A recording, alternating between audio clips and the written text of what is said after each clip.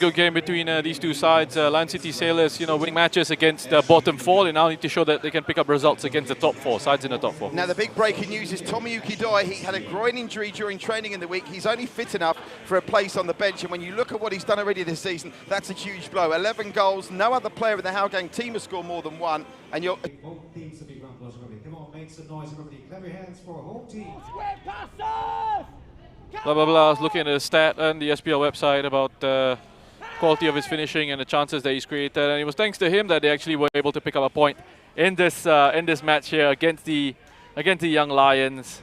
Not quite the best of performances from Hougang, but the fact that Doi rescued a point will give them a bit of a boost, keep the momentum going, and it's now 6 games unbeaten for Hougang. Yeah, not his finest night by any stretch, but Doi still came up, as all great strikers do, with a goal at the pivotal moment. And as you can see there, he scored in the last 6 matches straight, and that is a stat that's matched by the Lion City Sailors' Stipe Plazibat. The Sailors, incidentally, are unchanged. We'll hear from Aurelia Vidmar and Clementio from Farah a little later on. Now, defensively, that I think is where Hougang have been really strong, and the most improved player in the league. Well, it's a competitive heat this campaign, but Maxat has to be in that conversation. He didn't play last week because he was 1 yellow card away from missing this game, and it showed when they struggled against the Young Lions. Yes, him coming back into the side is going to help them out in those defensive positions. We know how strong he is in those defensive areas. He's a pure sort of centre back. He throws himself about in there, puts his body on the line, wants to get put himself into challenges here. And they did miss his presence in central defence in this game against the Young Lions. You see them creating opportunities, creating chances, a little bit stretched in those counter-attacking situations, were Hougang as well. So he comes back, gives them a bit of defensive stability. They wanted to keep him fresh for this game, make sure that he didn't pick up a yellow card in this one, wasn't suspended. Who was the kid that scored? Glenn Quay? Glenn Quay. Glenn Yeah. Quay with the finisher. Yeah, good finish. Ridwan leaving the far post wide open. And yeah, Hougang United are unbeaten this season since the opening day when they lost to Albrechts, the defending champions. And something else to note, and I went through, and this is interesting, and they can get the first goal, they have picked up maximum points every time they have scored first this season. And I do get the feeling the first goal in this game could be absolutely crucial, because that was the key to Hougang's success at Jalan Besar. Let's talk about the Lion City Sailors, and where do you start with their back-to-back wins for the first time this season by an aggregate of 12 goals to 1. I mean, they have just been carrying all before them over the last 10 days, and we thought when they clicked it would be like that. Question now is, can they sustain and find some momentum with that unchanged lineup tonight? Yeah, they can. I'm sure they will. Again, as I mentioned at the start, time for them to start beating the other title challengers. And of course, when we go live here, I'll be talking a little bit more about them and their performances, and again, we'll cut with a lovely goal. Guys, Heine, we need to anticipate these. You can play these over.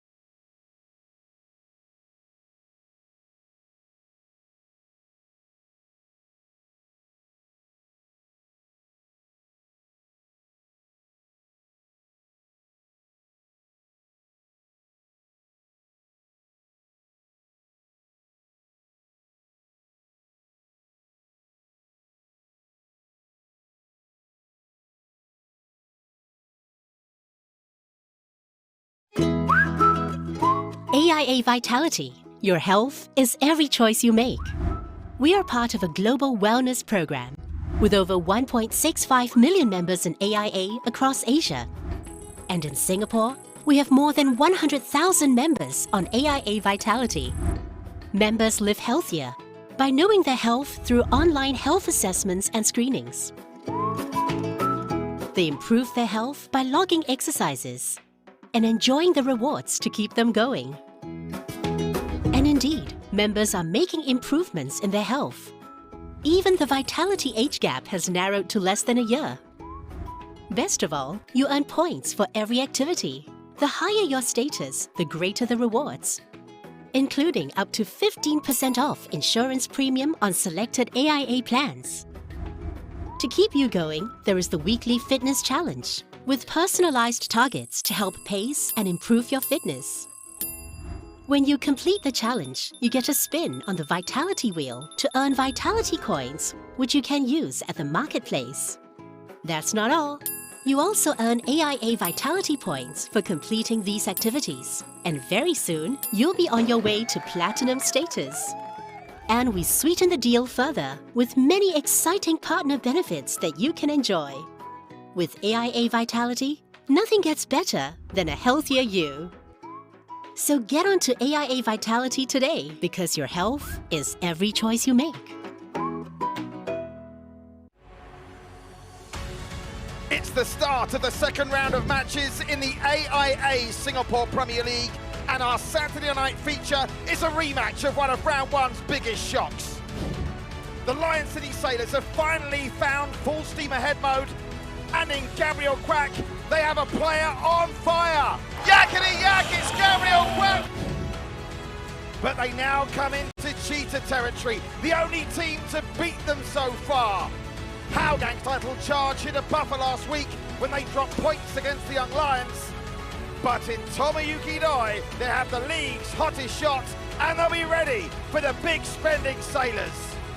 Will it be repeat or revenge? It's Hougang United versus Lion City Sailors, and it's live.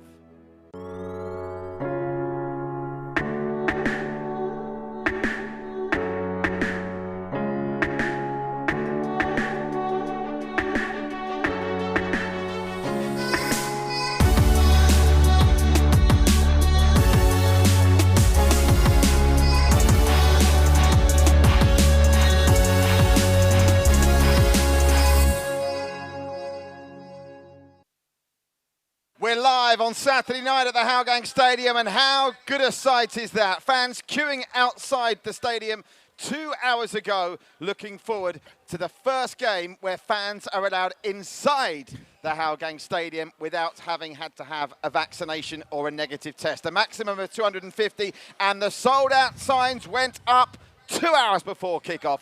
It's the Cheaters and the Sailors. Third against second tonight, a real mouth-watering prospect in store for you. Watching at home live on Singtel StarHub, the AIA Singapore Premier League Facebook page, and One Play Sports, as well as our associated partners around the world. It's one of 4 games this weekend. We're here at the Hougang Stadium. Also tonight, simultaneously at Jurong East, the Jags take on the Stags. Tanjung United against Tampines Rovers, fresh from that big 3-2 win against Geylang. And tomorrow at Topayo, Balestier Khalsa, Albrecht Tegata, the defending champs in action, and the Young Lions take on Geylang International. Geylang looking for their first win since the opening day. The league table, well, it's a hot one because at the top of the table you'll see just 4 points separating the top 4, and if the Lion City Sailors win tonight, they will go top, with Albrecht Tegata able to reclaim top spot if they win or get a point tomorrow. Meanwhile, when you talk about Hougang, they themselves can go level at the top of the table with Albrecht, albeit second by goal difference. So welcome into the Hougang Stadium, where for the first time in a long while, Roshan, it feels great to see fans amongst us. Safe distancing, of course, is being carried out to the fullest extent in a safe environment, fans back in football. It's wonderful. It's brilliant. It's great to see. And we've been talking about some of the games that we've been watching in the SPL so far and the quality and how we're looking forward to fans coming in and getting actually a closer look at some of the players and how quick the game goes. And, you know, it's such a big game as well. This one with the Lion City Sailors, we've seen them just absolutely destroy sides in the bottom half of the table, haven't picked up a win against some of the other perceived title challengers. So it's time for them to step up here, especially after the embarrassment of that previous result against Hougang. Very much so. And you've just seen those games tomorrow, by the way. Let's make sure they're all sold out. 250 tickets. If you go and you're not happy, come and find me. I'll give you the $8, $5 concessions back myself. The Singapore Premier League, the AIA Singapore Premier League, is as strong as it has ever been. And we'll prove that tonight. Let's look at Hougang. We'll start with the team that beat the Sailors, the only defeat inflicted on the Sailors so far this season.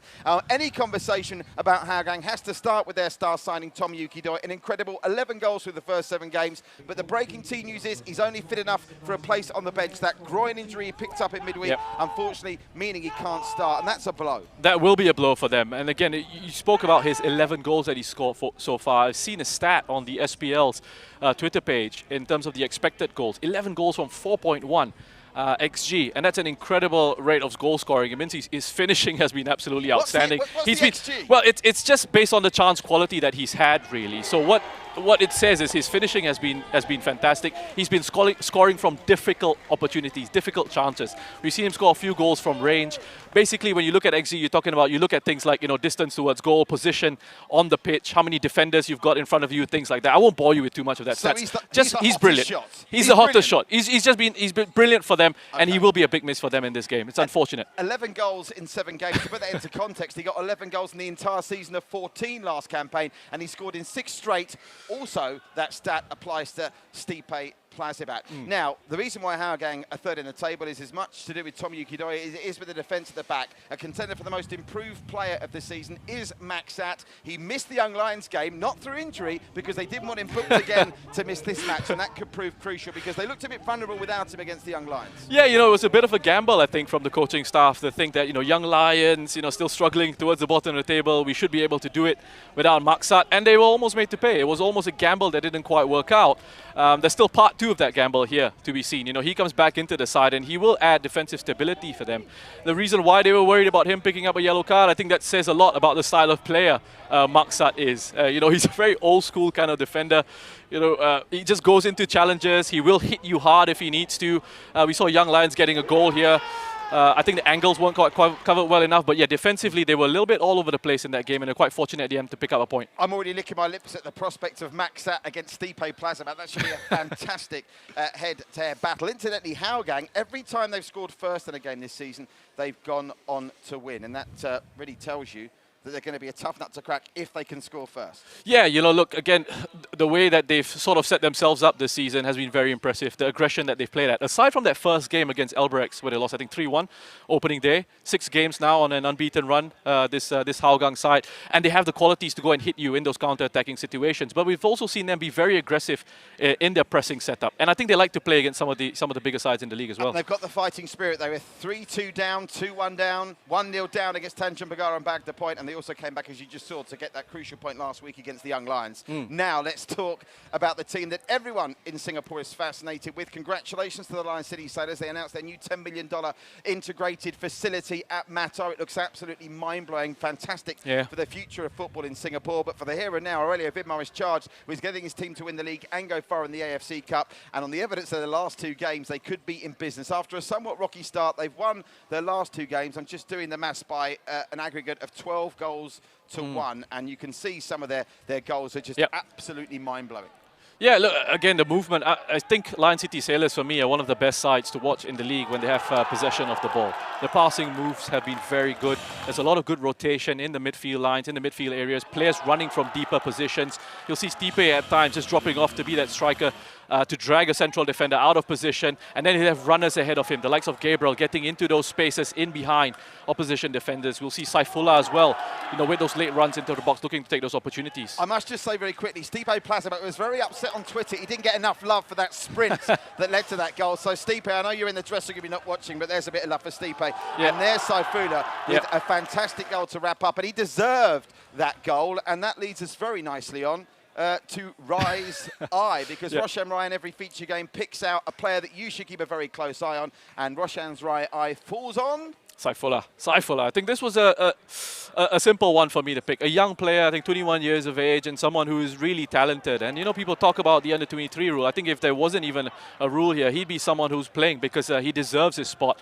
And he's been picking up his goals and his assists in the last few matches. And so he's slowly starting to get a really good run of games. Last season as well, had a good run of games for them, gaining more and more confidence. What I like about him is he's starting to add goals to his tally now. He's already got a couple with these late runs into the box, you know, here being that link-up man in behind the opposition midfield and having that eye, carries the ball, uses the space well, waits for the defender to come out and approach and releases the pass at the right time. So I like that he's adding these little aspects to his game, but also his quality on the ball has been very good. But yes, his defensive work rate has been fantastic as well, because, you know, the modern game, you do have to defend as a team, as a unit. And when you're playing in that midfield structure, he's got to make sure he's contributing with the ball and without as well. And let's remember, of course, he's one of those young players, some really impressive young guns making their mark in the AIA Singapore Premier League this season. Now, let's just give a balanced argument here, because the Lion City Sailors' downfall, if they could sort the defence out, they would be, you know, miles clear at the top of the table. Conceding sloppy goals against Albrecht, they gave Kiki Krychek a second bite at the cherry, which got Balestier back into that game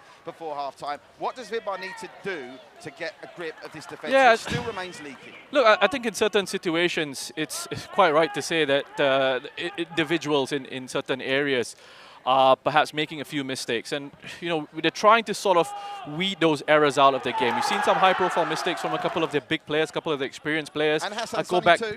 That's what I meant. Yeah. That's what I meant. Big players, experienced players. You know, we saw that game against Hougang as well. There was an undercooked pass played into him. Couldn't quite get into it, and Hougang were able to capitalize.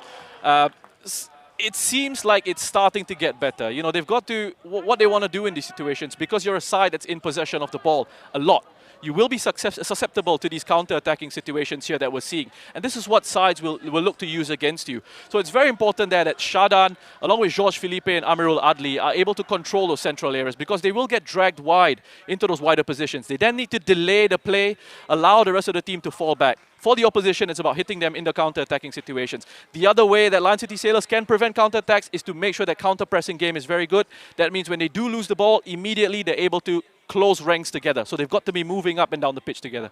Just to get you up to speed, we'll bring you the full team news in a minute, but the breaking news, Tomoyuki Doi only fit enough for a place on the bench. Glenong and Anik, who had such good debuts last week, they were sensational. They both start, and Maxat is back up against Stipe Plazamac. Can't wait for this one. When we come back, we'll hear from the managers. We'll look back at that incredible game in March when Hougang stuffed the Sailors at Jalan Besar, and kick-off then will be only moments away. Stay with us. It's Saturday Night Football with fans back at the Hougang Stadium, live on Singtel, StarHub, the AIA Singapore Premier League Facebook page, and One Play Sports. Stay with us.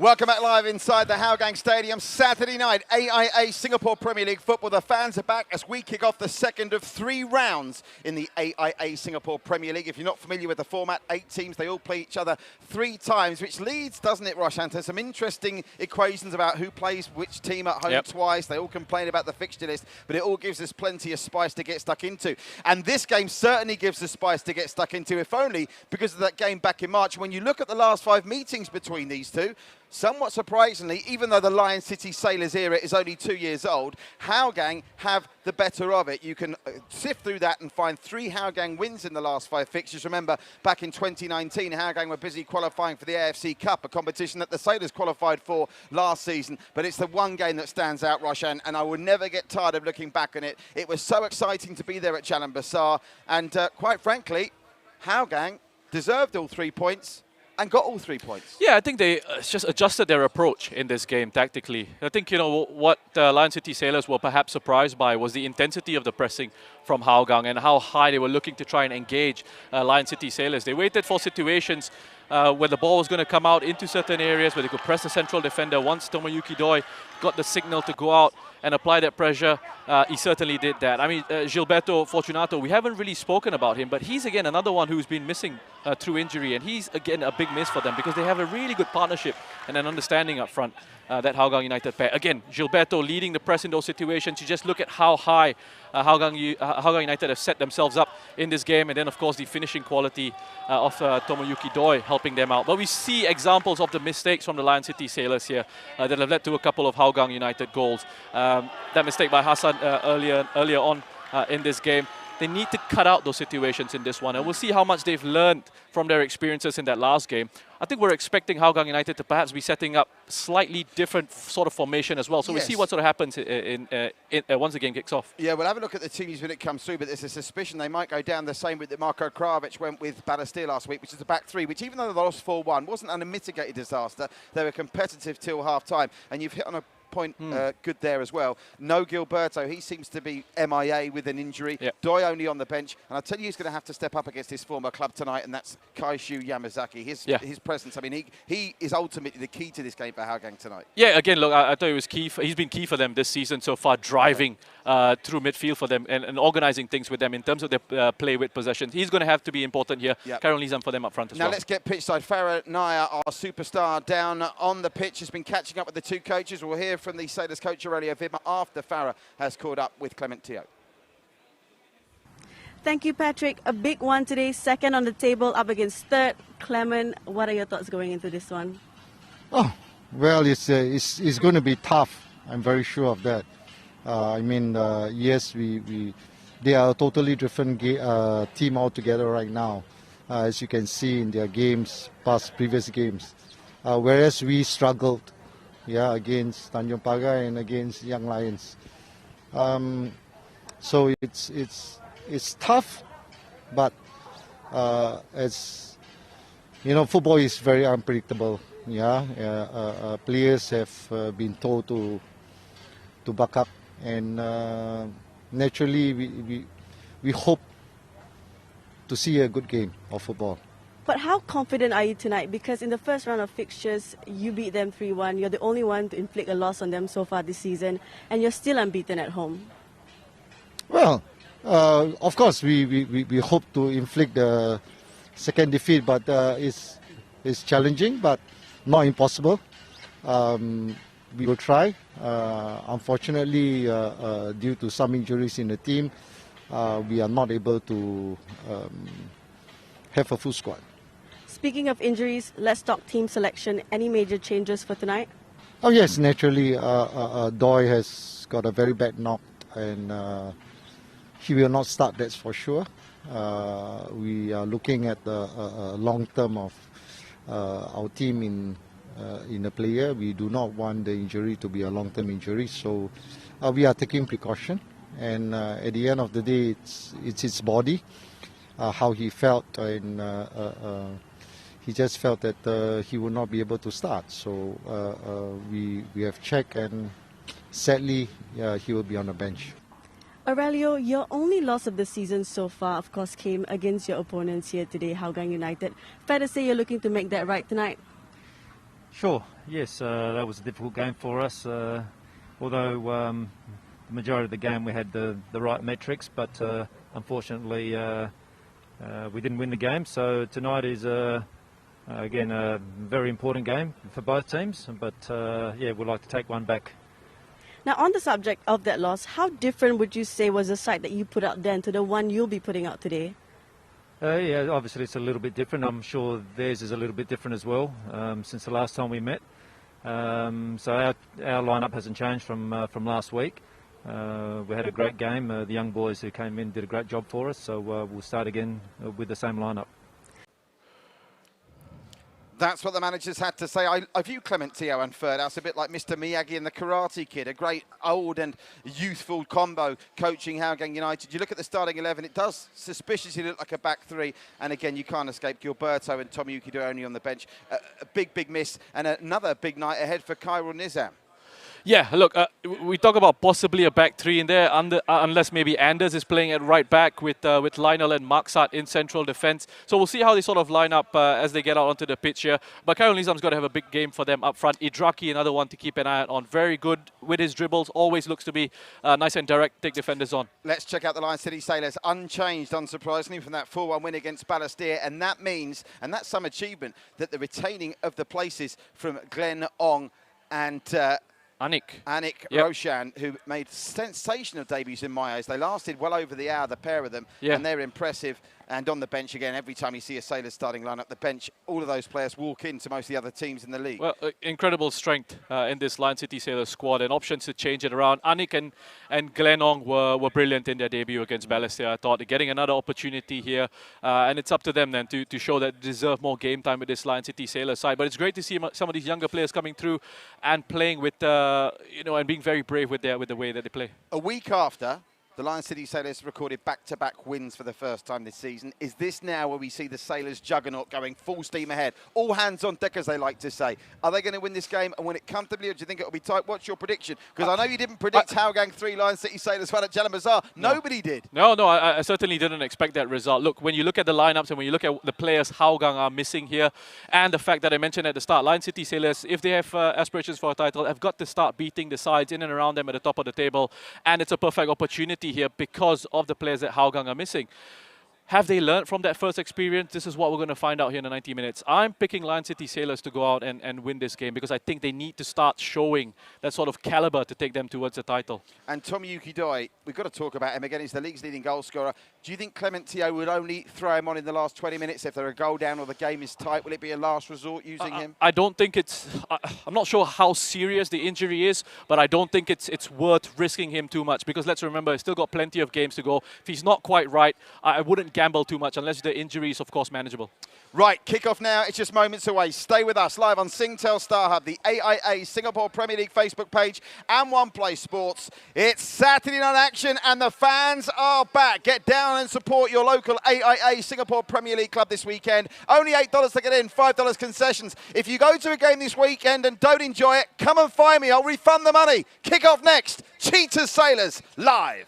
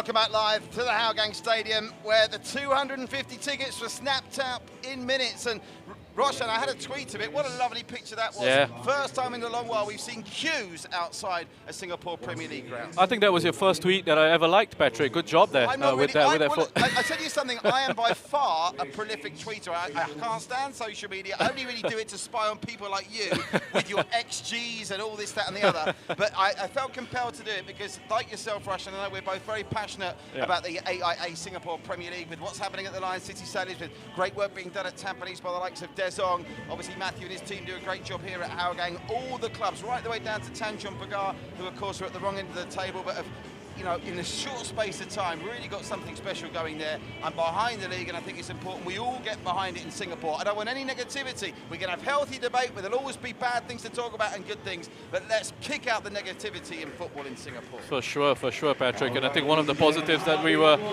quite happy to highlight in our pre-show as well was the fact that fans are starting to come back in, which is always great to see, adding atmosphere to the games. And it's going to be a big boost to the players as well to come out. And you know you've got people watching you. This is why you play professional sport. You want to have spectators there. You want to show off your skills. And they're quite lucky as well that we've got all the games are being covered live pretty much. So everyone gets an opportunity to watch the matches here. People at home as well. If you can't get out to the stadiums, at least tune in and see and have a look at the quality available to you in the Singapore Premier League. I think you'll be pleasantly surprised if you take Roshan's advice. Now, don't forget, games simultaneously going on at Jurong East tonight. The Jags against the Stags. And Tampines looking to rebound again after some disappointing results. They beat Geylang by 3-2. Geylang looking for their first win since the opening day against the Young Lions tomorrow. I'll be there at Jalan Besar. Get down. The players about to come out onto the service here at the Hougang Stadium, and it's lovely to hear the atmosphere. Boy, does it make a difference. I think we could be in for something special here tonight. Remember, the Sailors have won their last two games by an aggregate of 12-1 against Geylang and Balestier Khalsa, and Hougang struggled against rock-bottom Young Lions a week ago. So many conundrums, but we thought the Sailors would dismiss Hougang on home turf when they failed in March. They've got a point to prove, and I think particularly Gabriel Quack. Gabriel Quack, for me, we obviously raved about his goal last week. It's been talked about as a Puskos nomination. I don't know whether that'll come to fruition, but I sent him a message today. I said, it's all very well doing it on a sunny Sunday in the luxury of Jalan Besar. Can you do it on a rainy Saturday night in Hougang? That's the Singapore equivalent of a Tuesday night in Stoke, and he promised me another special goal tonight. Oh, then we're going to see something special. Then you've raised my expectation levels now, Patrick. You put lots of pressure on Gabriel Quack, and I'm sure he'll be looking forward to delivering it. Again, it's been in such great goal-scoring form for his side this season, having his best goal-scoring season, I would think. In fact, with this Lion City Sailors side, it's come about as a result of his change in his approach to matches, the tactical side of things, allowed to drift in a lot more, and look to cause overloads in those central positions, make those late runs in behind that I touched on in the build-up to this game. And it's nice to see him add that finishing touch to his game now as well. It's all about development as a player. He's got plenty of experience. He's an international, 29 years of age. He's been playing for a long time. It's a great example of how you can keep learning and keep developing. Stadium announcers doing a great job of whipping up the crowd. It may only be 250 people, but it sounds and feels like 2,500. And the atmosphere hopefully will rub off on the players. And as we look at the officials, obviously a new pressure this season for some of the officials, many of which are new to the league this season. And our match officials, led by referee Fahad Mohammed, Manoj Kalwani, Tang Min Kai running the lines, and Chang Kwok Wai is our fourth official. Nice to see Fahad Mohammed with a confident smile as Hassan Sunny and Fabian Kwok, the two skippers, meet in the middle.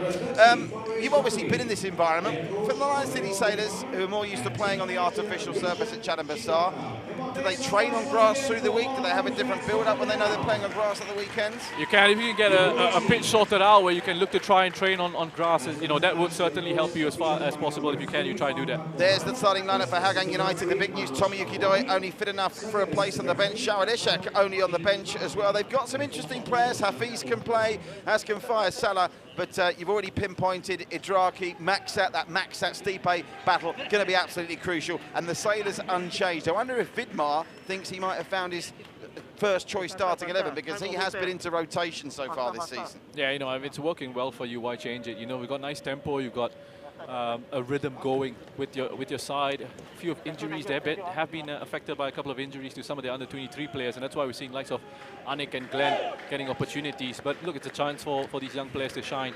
And for Clementine, the same. They've had a few injuries as well at Hougang. It's a test of the squad depth. I was having a chat with Clementino earlier. He's obviously been missing for a couple of games this season. He's had a couple of health issues with a stent in his heart, but obviously so passionate about Hougang, and he's very fortunate to have Ferdows. I think they work well, don't they, as that mix of youth and experience, whereas Vidmar, I think, likes to sail solo over at Jalan Besar. Well, he's got a reliable team beside him as well. He's got Nur Rahman just all over his left shoulder. Nur Rahman is an incredibly talented young coach as well, and wonderful professional he was when he was playing. So we're underway this Saturday night. It's the Sailors playing left to right in the blue and white, and Hougang in their famous orange and black playing right to left. And straight away, a chance for Chardin, who scored his first goal of the season last week with a stunner with a really good ball down that left-hand side. Naikudin is there, squaring it Stipe, and they've had to turn it behind for a corner. The Sailors out the traps, on fire, Roshan Rai. Yeah, very quickly. Ball out to, I think it was Saifullah down the left-hand side, looking to hit that space in behind Farhan Zulkifli. There we go there. And again, it's we thought it might have been a back three, or with Anders, a back four with Anders playing on as a fullback in one of the positions. It looks like he's actually going to be starting at left back here, Anders Zeppelin. Well, they might not have any choice. It might end up being a back five if the Sailors keep that up for the 90 minutes. I'll flicked on by Stipe. Referee saw an infringement in the area, and Hougang will get a chance to call their lines. Yeah, down that left-hand side, they're very dangerous, aren't they? You were quite right, that was Saifullah rather than Naikudin, but both those players down the left, I mean, they can alternate, you know, they cover each other when one gets forward and vice versa. The left-hand side is where they did so much of their damage last week against Balestier. It's an early touch for Ridwan Barudin, who you'd expect to be quite busy this evening. You just have a look at certain situations where they try and occupy spaces in the middle of the park with Saifullah. I know he's starting out on the left-hand side, but he will be allowed to drift into those central areas, create that bit of space for Nakiuddin from left back to then provide that width and attack down the flank. That's the first touch for George Felipe, already a goal scorer with that crucial equaliser against Albirex, which was back on match day 5 when they came from 2-0 down at Jalan Besar to avoid their second defeat of the season. Now Gabriel Quack, if they get it going down the left with Naikudin and Saifullah, Gabriel Quack tends to do it all on his own. He's playing with any amount of confidence, Gabriel Quack. I like the swagger about him. It's not arrogance. I think it's an entitled swagger that he's got every right to have at the moment. I was playing with plenty of confidence. You don't mind seeing that. It was a lovely turn away from pressure by Glenn Ong. Glenn Ong, who was a superstar last week, picking up where he left off in that win against Balestier. And it's amazing the difference playing with top quality players around you has on some of these youngsters. But all of a sudden, it's a chance for a bit of space for Hougang. But there's that good work rate I was talking about from Saifullah in the build-up to this game. Having to track back, cover those spaces in midfield as the team gets stretched. He got himself back to take the ball off the toes of Khairul Nizam there. He's probably already had more touches than any other Sailor player out there. I'm only 3 minutes in.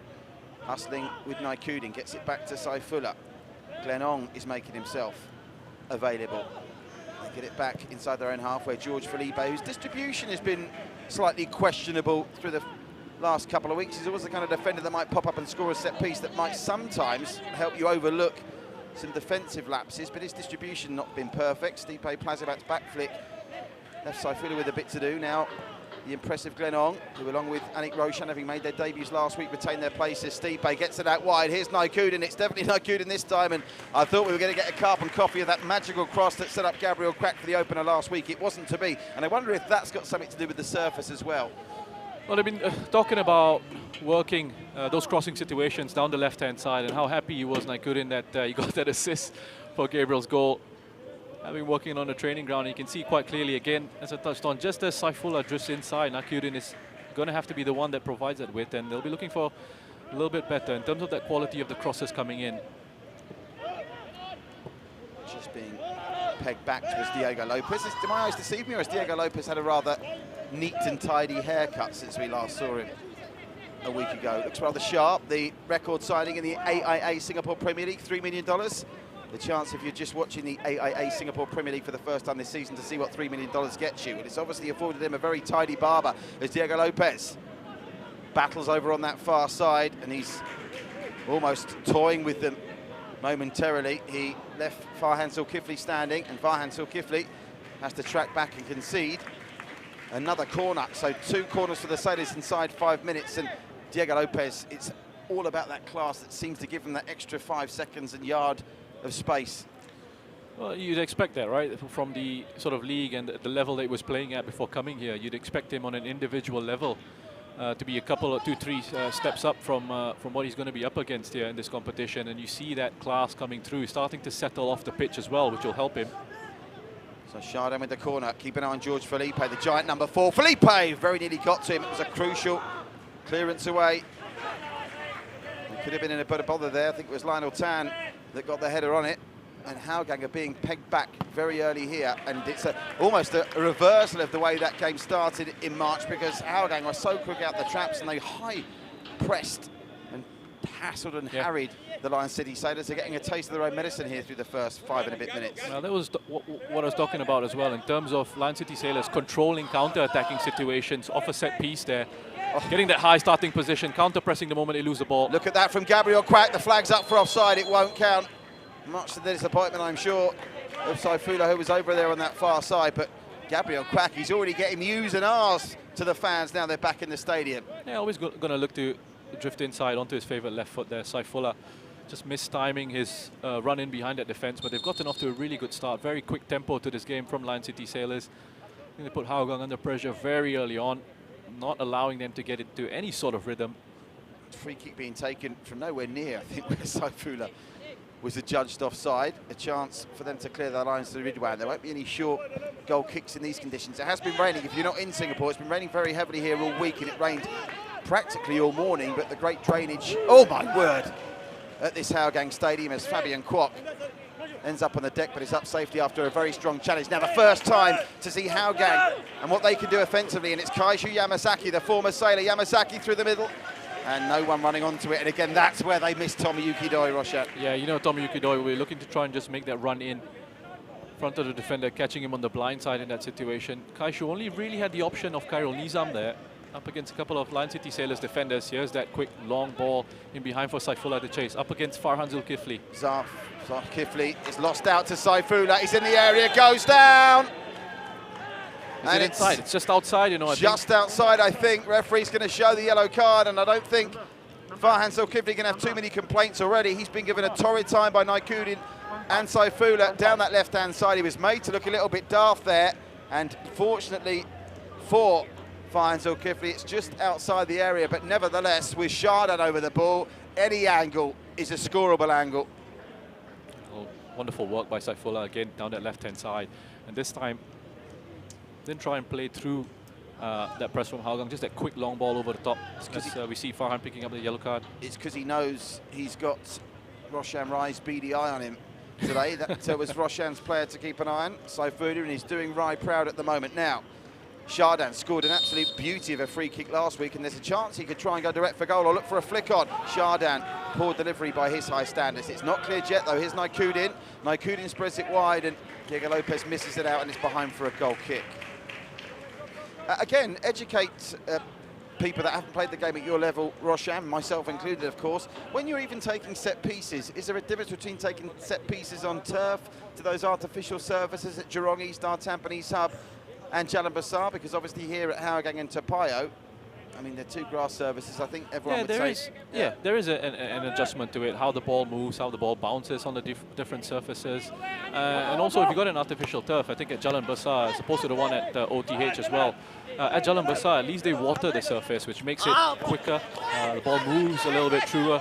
Whereas at OTH, sometimes you see a little bit of bobble on that artificial surface. So it definitely does have a bit of an impact on how you've got to adjust to the flight of the ball, movement of the ball, and the different playing surfaces. Diego Lopez releases Naikuddin down the left-hand side. It still remains a little bit like one-way traffic here. Still goalless, incidentally, at Jurong East, Tanjung Pagar and Tampines. Saifullah's having a field day early. He tried to find that overlapping runner with the no-look pass, but only succeeded in giving the ball to Kaiju Yamazaki. Kaiju Yamazaki gets it out to that right-hand side.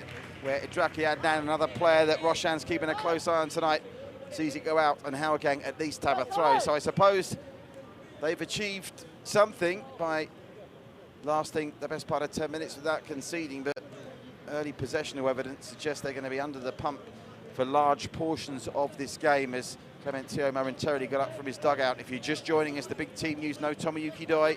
He's only fit enough for a place on the bench after picking up a groin injury in midweek, and Gilberto is still injured. And we haven't seen Gilberto now for quite a while. I hope he recovers soon because Hougang are going to need him now. Anders Aplin, formerly of Geylang, gets it to this near side where Norfolk Asman does well. Here's Norfolk. Can he pull the trigger, Norfolk? Well, my word, Hassan Sunny's ended up having to make, albeit a routine save, but there was some encouragement for them going through the middle, Roshan. Yeah, you're right. Give them that little bit of encouragement here, Hougang. Again, it was nice positive play by Naufal. Just looking to drift inside and got an inverted winger on this part of the pitch. Whereas with Idraki, you know, he's going to be just trying to hug the touchline. They're looking for that space to take a defender on in those wider positions. Whereas Naufal giving that license to cut in field. He's got space here to go and attack. Here they come again, and it's well now for defended by Asman Glenn. once more. But he gets back well. These two youngsters continuing to impress for the Sailors. Now Plazabat heading it down, but his usual foil, Gabriel Quack, wasn't in attendance. Goodness gracious me, Glenn Ong puts in a lot of work. And here's the other youngster, Anik Ralshan. Anik into Diego Lopez. Diego Lopez's first experience at the Hougang Stadium. It'll be interesting to see what he makes of it after. It's a very unique environment here. 250 tickets. I don't think the How's got too many of them as Hougang want a free kick and don't get one. Well, that's a nice little battle to keep an eye out on that occasion. Farhan looking like he'd just been able to have that pace and that acceleration to get away from Saifullah, who to his credit recovered well to win the ball back for his side. George Felipe gets it back to Hassan Sunny despite the attentions of Khairul Nizam. He's a player, Khairul Nizam's career needs to really reignite, and he's going to get an opportunity tonight with Tomoyuki Doi not fully fit to lead that line. Can he do to the Lion City Sailors what Tomoyuki Doi and Lionel Tan, in fairness, did a couple of weeks ago, out for a throw to the Sailors? Well, they started with a swagger. The Sailors, if you were going to criticise them, it's fine when they get an early goal. They can really run riot. Sometimes, like a couple of the SPL clubs, in fairness, Albrecht's, I'll take you back to that game we saw Albrecht's against Palestina. The plan B is interesting when plan A doesn't start working, but obviously too early for any kind of alarm in the Sailors. Will Vidmar be happy enough with how they've started? Yeah, I'm sure he would be. Again, look, they've generally dominated the first 12 minutes of this match or so. Aside from that one shot from range from Naufal, Hougang really haven't been given much of an opportunity to string a few passes together. And Lion City Sailors looking dangerous on the attack. Trouble here. Chardin gets it to Diego Lopez. Diego Lopez at the edge of the area. Oh, Twisting turning, that's handball. And he's already been booked, hasn't he, here? Oh, this is an interesting one for the referee. What does the referee do here? Because Farhan Zulkifli is having a torrid time, but he's already been booked. Now, by rights, this should be a red card. Yeah, that is a second yellow. It could even be a straight red, the way he's done that. Well, that's got to be a second yellow, and if he's not sent him off here, Farhan Zulkifli is a very lucky boy.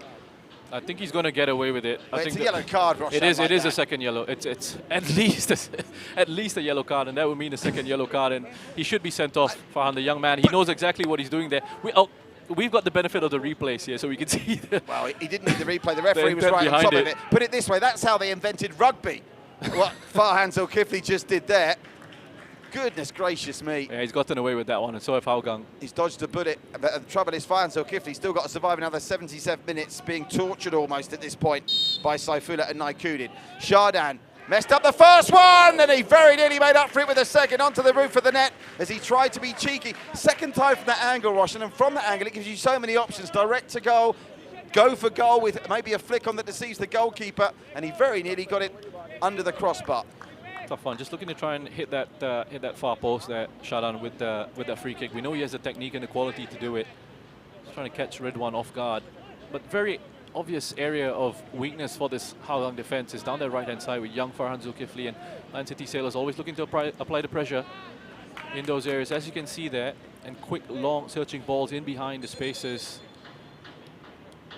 for either Saifullah or Diego to go on and chase. I know you're a stickler for the rules, Roshan, and I think by and large, by the way, referees haven't had a nightmare this season. I think there's been very good refereeing performances. I'm a big fan of Nathan Chan. But in that situation, there's no question that the referee is aware he's already booked Farhan Zulkifli and is just trying to avoid giving such an early red card. And it's not just in the Singapore Premier League. I think that goes for football everywhere, you know. It shouldn't matter though, right? It shouldn't, but it does. And not just in Singapore. I think worldwide there's psychology that comes into it. Just like when a referee... Yeah, of course. When a referee ends up giving a soft red card, you almost think he tries to make up for it by being harsher on the team that benefited from it in the second half. It goes on. It's human psychology. But Hougang have got away with one there. George Felipe, hard enough playing against the Sailors with 11, let alone 10. Well, picking it up in the middle of the park. Well, there's a chance for Afiq to actually have a look at the switch of play out to Naufal here. Plenty of space down this left-hand side. If you can get the quick switches, Hougang, quite sure why he delayed there. They've got to try and transition out of midfield quickly, because clearly, on a man-for-man basis, the Lion City Sailors midfield is the best in the division. Simple as that. And look, I mean, we've spotted an obvious area of a weakness for Hougang that Lion City Sailors are trying to exploit. And if you're Hougang, you're thinking, you've got a 17-year-old right back with the Lion City Sailors, inexperienced, playing just his second game for the side in the Singapore Premier League. Get it out to Naufal. Go and run at him. We've already seen evidence of, you know, him being able to cut inside, drift in field, have a shot at goal. Look for those quick switches, because they're being put under pressure down the left-hand side. Get it out to Afiq, or get it out to one of your central midfielders, and the switches have to be quick. So just over 15 minutes gone. Hougang have survived. Well, the biggest scare they've had is the red card that should have been shown to Farhan Zulkifli. That's behind for a goal kick. One thing they'll have to capitalise on if and when they get set-piece opportunities. We know Maxat's already on the goal-scoring charts this season. I mean, and that's their problem. We talked about Tomoyuki Doi. He's the only player to score more than one goal this season for Hougang. And while on the flip side of that, they've obviously spread the goals around 7 other players, so there's 7 scorers. It is a worry that they're heavily reliant on Tomoyuki Doi, because by and large, let's face it, in the Singapore Premier League, you need to score more than 1 goal to get a point, let alone all 3. It's not like England where you can, or Italy, where you can sneak 1-0 wins from time to time. Oh, they're through here, just too much on it. Hassan Sunny gathers, but that was promising. Naufal Asman very nearly getting on the end of it, Roshan. Encouraging. That's much better. That's the right idea. Again, you turn on it in midfield, look for those quick balls into Naufal. Well, the fans getting into this now, it does make a difference. Even for Roshan and myself sat here in the commentary position as we are it's brilliant, isn't live it? in the stadium. It gives you chills, and I can't wait to see the capacity go up from 250 at the appropriate time, of course, when the governing bodies know it's safe to do so. He's built coming into this game, Afiq Noor, a little. He's built like tree trunks, his legs, aren't they? He's like a tree trunk all round. And he's, again, the vogue that was started by Zach Anderson last season for these short shorts, Afiq is carrying it on here. Now, Anders Aplin. Well, the thing is, Afiq's actually got the ties to pull it off. Yeah. Maybe Anders Aplin hasn't. That's why he's got the tights on. Gabriel Quack, he's pulled back by Anders Aplin. And the last thing they want to do is see Anders Aplin go into the book, because that'll mean both defenders out on the flanks will be walking tight ropes for the best part of 70 minutes. Another set-piece opportunity. Gabriel Quack, who's showed a couple of flashes through this first 17.5 minutes, but hasn't had a clear run on goal. I mean, we've talked about Vidmar being happy to this point. Are you happy enough if you're Clementia that you just kept them out by this stage? Just hanging on, just surviving for now, Hougang. Chardin or Quack. It'll be Quack with the in-swinger. Didn't get much height. Now, that's the second free kick where maybe because they're kicking it off turf, they haven't got the elevation they require. But Chardin gets it back from Gabriel Quack, and that's a free header. They're able to get it away. Good header as well by the former City Sailor, Kaishu Yamazaki. Oh, that's gone through to Khairul Nizam. And Khairul Nizam has got one man to beat, and he's got pace to burn. He's found the man in the middle. Back to Khairul Nizam. And Hassan Sunny, that's actually a decent save, because he had to react and show reflexes to what was a miss-hit opportunity, Roshan Wright. Khairul Nizam's done really well in that situation to carry the ball as far as he has up against Anik. He just invites the challenge to come in, gets the support arriving from Idraki.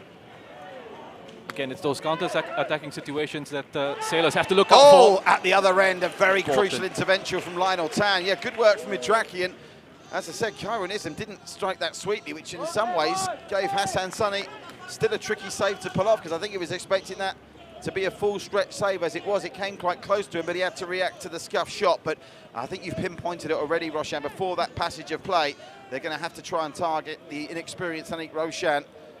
And clearly, that's what Khairul Nizam did there. Hougang coming back into this, Roshan, which is encouraging for the neutral. It is. It's great to see. I mean, you can see quite clearly what the pattern of play here is. It's a beautiful diagonal ball from Glenn out into Gabriel. One-on-one against Anders. Gabriel Quack. Oh, he skinned Anders Applin for dinner. Gabriel Quack, keeper didn't get there. Danger's not gone. Another shot comes in. It was a crucial block from Lionel Tan. Shardan, they're pouring forward. Stipe in the area. Tries to create the space and shot for the goal. Stipe Plazabat digs it over the top, and it's well gathered in the end by Ridwan. But my, oh my, Gabriel Quack, electric there. Yeah, they're getting rinsed. Anders Applin rinsed, thrown in the tumble dryer, left and right getting twisted here. Wonderful work by Gabriel Quack. Also looking to try and get it onto his left foot, just unbalancing Anders Applin in that situation. Got enough bodies in there eventually, Hougang. Just hanging in there. It looks so dangerous, Patrick, every time they get forward with the ball, Lion City Sailors. He sent Anders Applin out for a diet soda, and Anders Applin came back with a copy O there. That was very concerning. Both flanks being given a torrid time. At least Anders isn't on a yellow card yet.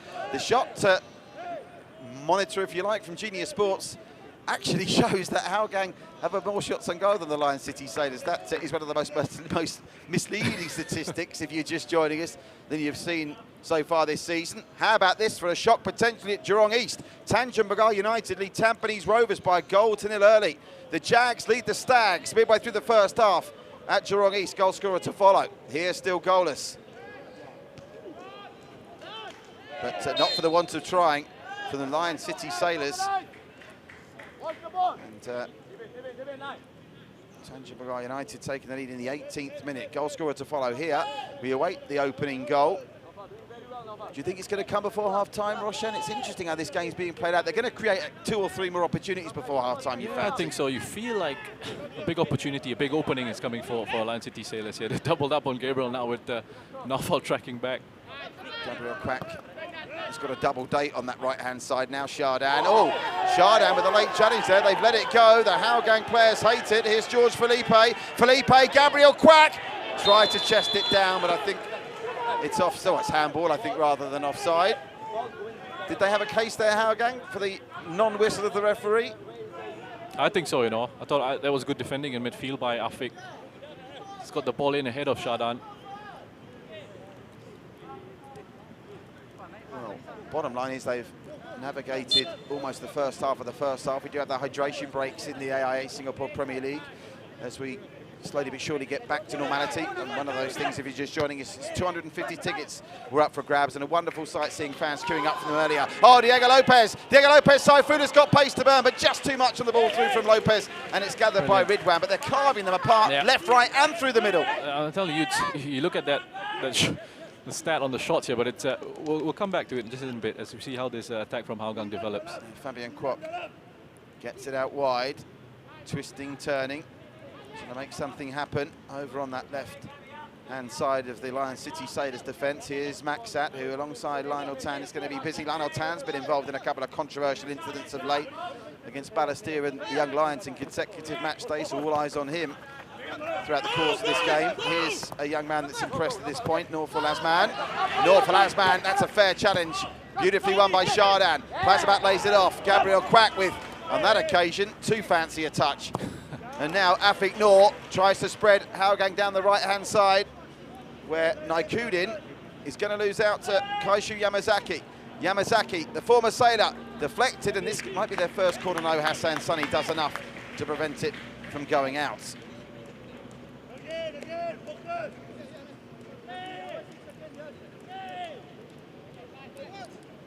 Hassan Sunny, as the Sailors tend to do, they won't be taking many long-range goal kicks. Their philosophy, isn't it, is play it out from the back, and they do like to, when the defending set pieces and there's defenders from the opposition committed forward, they love to try and go coast to coast. Their transition is frighteningly quick. It's about varying your game, and that's what we've seen from Lion City Sailors. Yes, at times they will try and play it out of the back if they can, just to draw that press, and then look for the spaces, the long ball in behind, which we've already seen on a couple of occasions. Oh, Plazabat's found Gabriel Quack, who controls it beautifully. Needs support, Gabriel Quack. Is the support going to come? Gabriel Quack. Combination of Lionel Tan and Maxat get it clear. And now Hougang with a perfectly timed ball, but not a perfectly precise pass to try and find Kaira Nizam, who would have been onside if they'd have threaded that through. Has Kaira Nizam got the beating of Amarul for pace? That's something that's hopefully we'll find out more about as the game goes on. He certainly looked like he had some pace to burn Kyle Nizam in that earlier opportunity, Roshan. Yeah, you know, he's got the physical profile as well to hold on to the ball as Saifullah links up really well with Stipe Plazibat. Saifullah goes down again, this time only a corner, doing Farhan Zulkifli very quickly pointing out to referee Farhad Mohammed that he played the ball, and that will take us to the hydration break. Well, just under 25 played. Roshan, what do you make of it so far? The Sailors in the ascendancy, but they haven't made the breakthrough, and Hougang threatening occasionally on the counter. Yeah, look, it's I think fantastic tempo and intensity to Lion City Sailors start to this match, and they could have had a situation here as well where Farhan Zulkifli could have been sent off. Let's have a look at that, because that's the main talking point from the first quarter of the game. Farhan Zulkifli had already picked up a yellow for bringing down Saifullah, and look at this, it was Saifullah again, and you have to say, well, that was the first one, the first yellow. That was the first one, yeah, and that was, I mean, that was a yellow in itself. Yeah, I mean, it's great work by Saifullah down this left-hand side. Again, Farhan knows exactly what he's doing there. It's a cynical pullback, and of course, just outside of the box. If he doesn't give the foul there, Saifullah would have been given the yellow card for handball. But this is it now. This is the Diego important Lopez, one, though. And he just falls and picks the ball up almost. You asked the question here, what's the referee given the free kick for? Well, he has if it's handball, it's a deliberate handball in that situation. He's fallen over. Let's be grown-ups about it, Rosh. And he knows he's booked him, doesn't want to send him off. You can't do that. But that's what's happened. Do you believe if that's it's a what's yellow happened? card foul, you've got to send him off. It doesn't matter whether it's in the first minute of the game. Do you believe that's what's happened? Do you believe the referee's perhaps, conscious yeah, that he's booked him? Your point about this, the psychology of the game. And that's not, I mean, everyone will go Singapore referees. That's worldwide, by the way. Yeah, we've seen it happen. We've seen it happen everywhere. We have. Not right. For the neutral, of course, you might say, well, I prefer it because it's giving us a better game. But he's got to go by the letter of the law. And again, if you're the bad news for the referee there, if you're a referee's assessor in the stands, that won't go down well, will it? No, no, it won't. It's something they're definitely going to look at. And you know, I don't want to be critical. You know, referees there to do a job. It's unfortunate that Farhad, I don't know what his thought process is in that situation. My point of view, and this is just my opinion, I'm not a referee. I think it should have been a second yellow, should have been sent off there. But game carries on. You got to play to the whistle.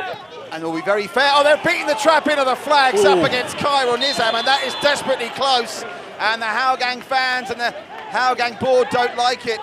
They play on quickly, though. No time to have a replay just yet. Diego Lopez has it in the middle of the field. I'm not sure he was off there, you know. We'll have a look at it in a minute. Amaral. Yeah, going back to your point about the criticism of referees, as I said to you last week, Roshan, we'll sing their praises when they make the right calls. We have to point it out when they make the wrong ones. And by and large, there's been some good refereeing performances, but that will be a controversial talking point, particularly if the Lion City Sailors struggle to break them down. Are we going to see two shocks tonight? Because Tanjung Bagali Tampines Rovers at Jurong East here, Hougang holding out the Sailors, and hopefully we'll get a chance to look back at that offside call that could be another bit of controversy in a minute. Now Diego Lopez with empty space to run into, tries to thread it through to Saifullah, who is there. Plazamate waits in the middle. Diego Lopez looking to get on the end of it as well. Saifullah pulls it back. Gabriel Quack! And I tell you something, these cheetah boys are putting their bodies on the line. Blocks flying in left, right and centre. Lovely ball played by Diego Lopez in behind into space for Saifullah to attack. I think it needed to be a very quick cutback rather than to hang on to the ball in that situation to allow Hougang to just reset. Oh, Shardan's at it again. Naikudin squares it. Plazibat, and another crucial interjection. This time by Maxat. And one thing I'll give Lionel Tan and Maxat credit for, Russian, is they're throwing their bodies all over the penalty area on the line for their club. They're keeping the side in this, putting the bodies on the line. We touched on Maxat as well and what he brings to this Hougang defence. Business picking up. I would like, as Roshan said, to have a look at that offside call that was desperately close. Cairo Nizam, they didn't like it here, the Hougang fans inside the Hougang stadium. It sounded like, oh, flick on! Off target. I think it's taken a touch off a Hougang player, and it has. It'll be another corner, corner number 4. Yeah, it felt like there were 2,500 Hougang fans in there when they were up in arms about that offside decision. Much better delivery on the set piece on that occasion, and it's come off Hougang defender there. Seen a bit of a wastage in terms of how they delivered the set pieces so far. Hopefully you see a step up in that quality of the delivery. Shardan, whose precision is usually pinpoint.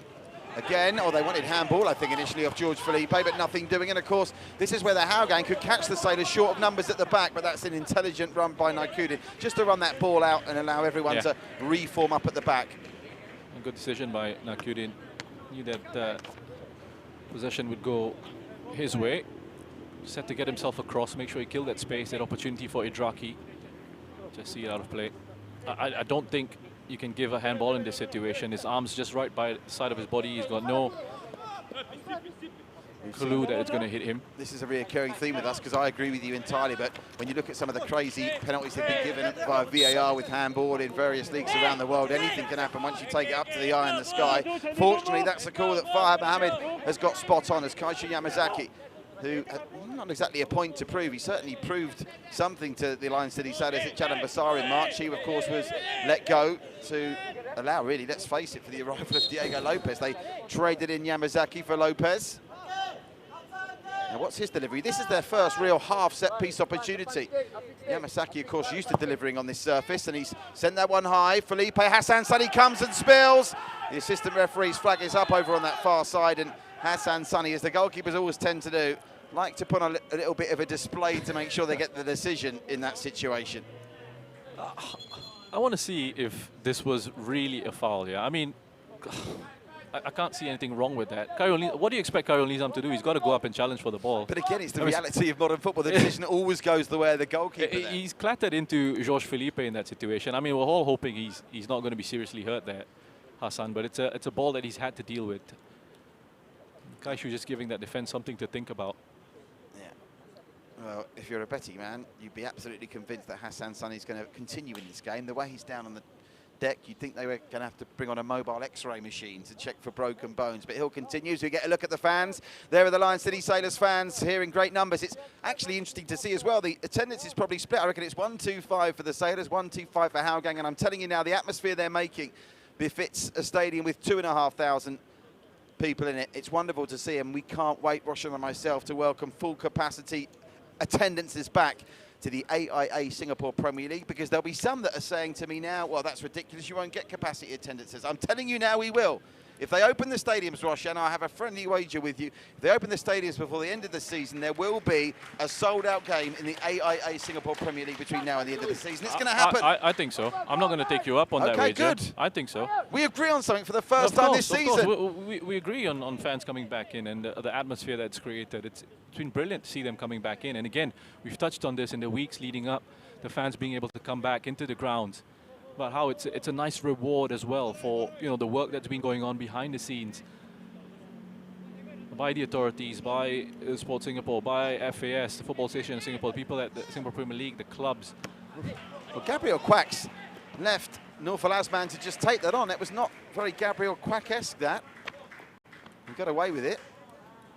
A couple of these Hougang players, they're playing like their lives depend on it here, the Hougang boys, aren't they? They're really stepping up to the plate, putting bodies on the line and working hard across the park. Listen, it's the very minimum, it's the very least you can do, right? Well, if you're having a game, sorry Patrick, there, you're struggling to sort of really string attacking moves together, then the very least you could do is work hard to close down and put your bodies on the line, and that's what they've been doing. And that's a cheap free kick they've given away on the edge of the area, the Lion City Sailors, and this is actually in a better position than the two set-piece opportunities the Sailors have had. So Kaiji Yamazaki is over it. Looks to me like Afik Noor fancies a nibble at it, but he now walks away. They'll leave it for Kaiji Yamazaki. And you love this if you're Yamasaki, don't you? Every option is open to you here. You can skid it on the ground along the 6-yard box. You can try and beat Hassan Sunny at his far post, or you can just dink it on the edge of the 6-yard box and try and find Maxat flying in. When you're going to put two men in the wall, or maybe just one, with Diego Lopez and Saifula, well, that's extraordinary. You could drive it, literally, you could drive a gap through the hole. You could drive a car through the hole in that wall. What's Yamazaki going to do? Yamazaki goes wide to the far post. And they'll get a corner out of it. That's an interesting deliberate setup of that wall by Hassan there, so he can have a clear line of sight to where the ball actually is. But he's also got a player covering that near post. He's got one covering that far post as well, you can see here. And that's why there's a little bit of a gap there to give that goalkeeper that line of sight to where the ball is. Well, that's one set piece that's come and gone for Hougang. We talked about the importance of them capitalising on their set piece opportunities. They've got their first corner now, and Maxat's already proved it can be a real danger here. Keep an eye on Maxat, the young defender wearing number 14. Yamazaki will deliver again. Now, we had some controversy, didn't we, involving Lionel Tan in the penalty area 2 match days in a row, and he's at it again, this time with George Felipe. And, well, Lionel Tan was involved. He doesn't mind taking the big boys on, does he? He was involved with Bruno Encevic, and now he's taken on probably the tallest player in the league in George Felipe. Hands by his side now, Lionel Tan. Delivery is decent. Hassan Sunny comes, gets a punch to the edge of the area.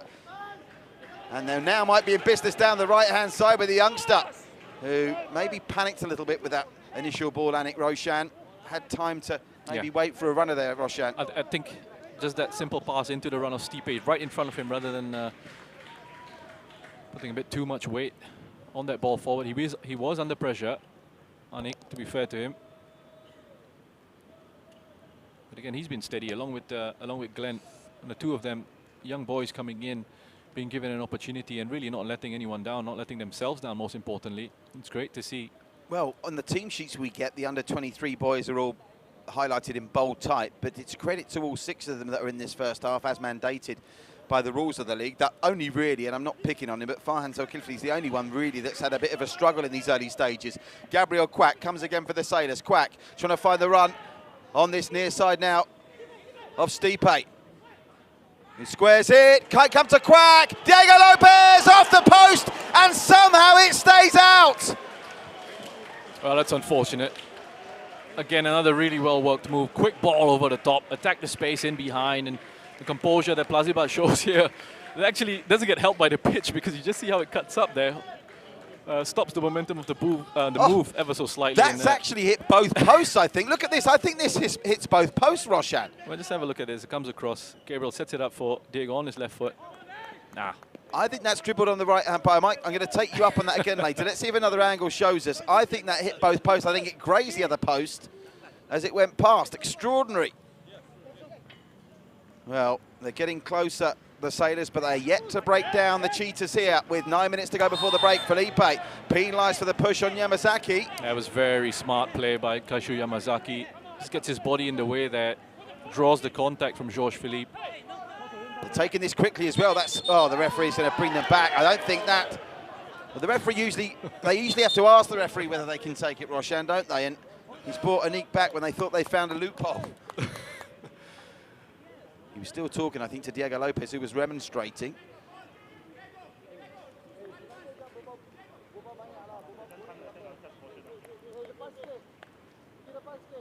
I'm loving Diego Lopez's new close-cut hairstyle. I think he might have been confused into thinking he's got to do national service now he's in Singapore with that haircut. We've already fortunately lost Shah Shahiran for the Stags to national service as he goes to do his country proud in the armed forces, as they now have it taken back a couple of yards. Anik Afiq Noor.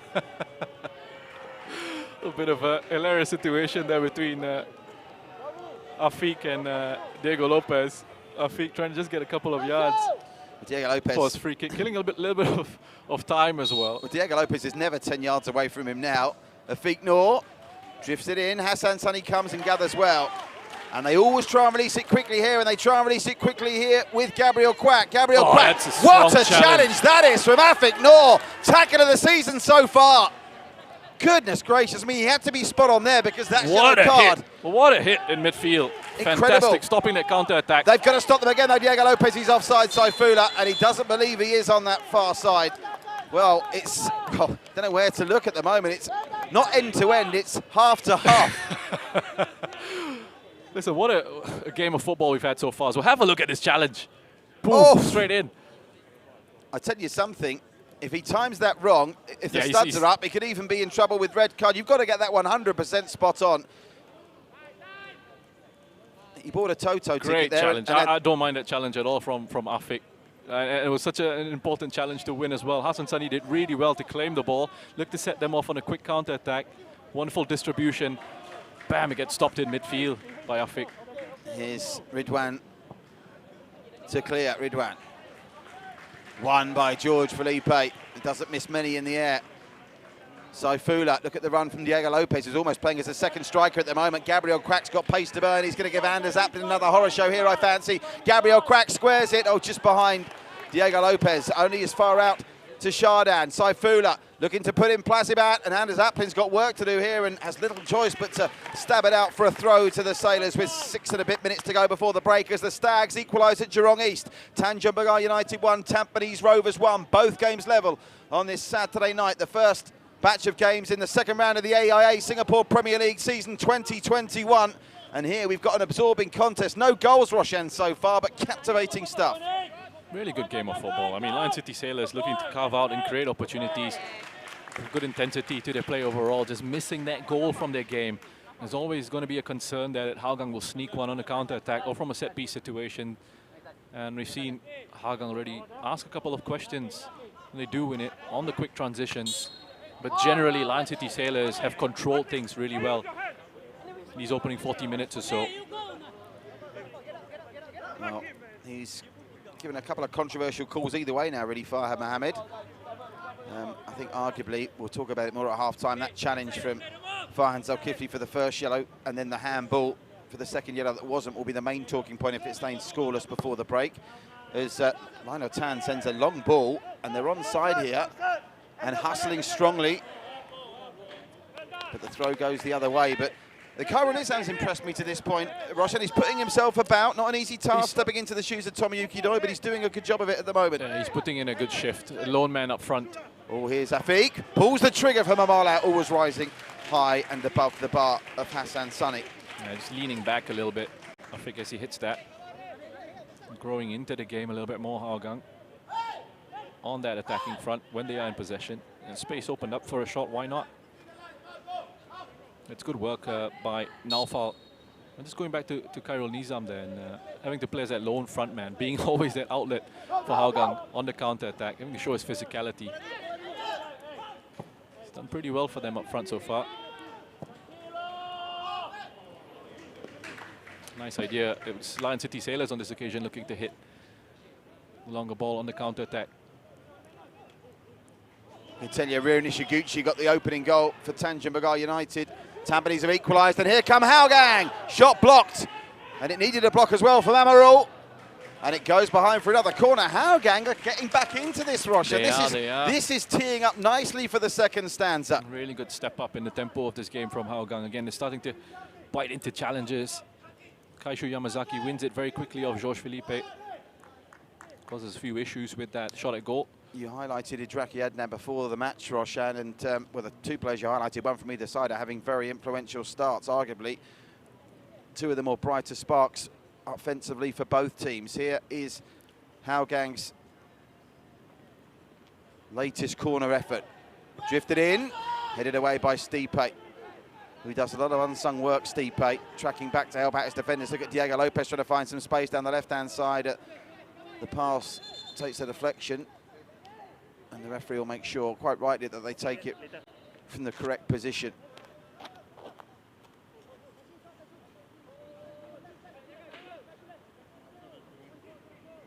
Just allowed to glide through the middle of the park there, Naikudin. Diego Lopez trying to find Saifullah. Maxat, well, ends up managing to keep the ball in. No, he doesn't. It's just gone out, so it'll be a throw to the Sailors deep in enemy territory. 0-0, a fair reflection on the game so far, or do you think the Sailors will be disappointed they don't No, lead, I think Roshan? they'll be disappointed. They should be at least at the goal up in this game. With the opportunities that they have created, the openings that they've got. Still time to get that one goal, though. Cross comes in. Who's that on the back stick? It's Glenn Ong. Can Glenn Ong get the shot away? Very nearly did. And again, it's a Hougang body that throws itself in the path of the shot. That's time Anders Aplin. What a fairy tale that would be for Glenn Ong if he could get his golden goal. Meanwhile, another impressive youngster, Norful Asman, who's had his moments in the first half, almost gets away there. I think he's just being encouraged by his coach Aurelio there to make sure he goes hard into those 50-50 challenges and make sure he's first to it. Gabriel Quack body checked by Anders Aplin, who scurries away from the referee before Mr. Farhad Mohammed has the chance to consider going to his book, but they're involved in another physical confrontation. This is a physical game, and that's Hougang's approach here. They're making it physical, aren't they? They've come out with a game plan here to stay strong, to put their bodies on the line, and so far it's working. But the Sailors, as we've seen all season, can score goals in the blink of an eye. Here's Saifullah. 90 seconds to go for the break. Can Hougang go into the sheds level? Can they do more? Look at this run from Maxat. Goodness gracious me. Maxat's aware of the races. One touch too many, and then he bundles in to Georges Philippe, the two biggest men on the field, almost knocking each other from Hougang to Serangoon. Listen, we can hear the contact from where we're seated in the stands here. Great run marauding run out of central defence by Maksat. Just a heavy touch here allows Georges Philippe to come across. And just to put in that to context, we're 60 yards away. We were on the other side of the ground to that. You can hear the contact on the two players, and it's not been picked up by a pitch-side mic as well. And that's with fans back in the stadium, you can still hear it. It's not like one of those here a pin drop things. Into the area. Afik Noor. Out wide of Draki. This is falling dangerously and into the path of Noor Falasman, whose shot's blocked. And as we approach the end of the first 45 minutes, it's Hougang that look to potentially have the last opportunity to break the deadlock going in at half-time. Yeah, looking to get in the groove. Anik has done well to recover his position there. Just got lost under the flight of the cross a little bit. He did well just to recover, get himself goal side once again. Well, all hands on deck for the Sailors defensively with what might be one of the final plays of the first half. There's going to be 2 minutes added on, so there will be a bit more time to play. This has all come all the way out to Idraki Adnan. And then the shot comes in and it's over the bar. Well, limited to shots from range, really, Hougang. I think they've maybe had that one opportunity where Khairul Nizam was breaking through on the counter-attack, where he was actually able to get himself into the box there. But generally, it's been shots from range from this Hougang United side in this first half, which in terms of a chance quality perspective, you know, not the best. You know, when you look at the openings that Lion City Sailors have created, where they've taken their shots from, much better quality in terms of chances. They just haven't been able to find a finishing touch. The thing that's impressed me most, obviously very hard to replace two players of the calibre of Gilberto and particularly Tomoyuki Doi, but Khairul Nizam and Idraki Adnan, again, not like-for-like replacements, but have stepped up here. Gabriel Quack, can the Sailors pinch the lead right before half-time? Gabriel Quack squares it to Stipe. Stipe with a clever pass to Glenong, gets it back to Gabriel Quack! Marvellous save from Ridwan! Well, for all the possession the Sailors have had, that's the first time really that Ridwan's been caught into emergency action. Some of the defenders have flung themselves in the way of shots, but that was a fine, fine save and wonderful work again from Glenong. Good work by Glenong and Lion City Sailors there as Khairul Nizam gets bundled over.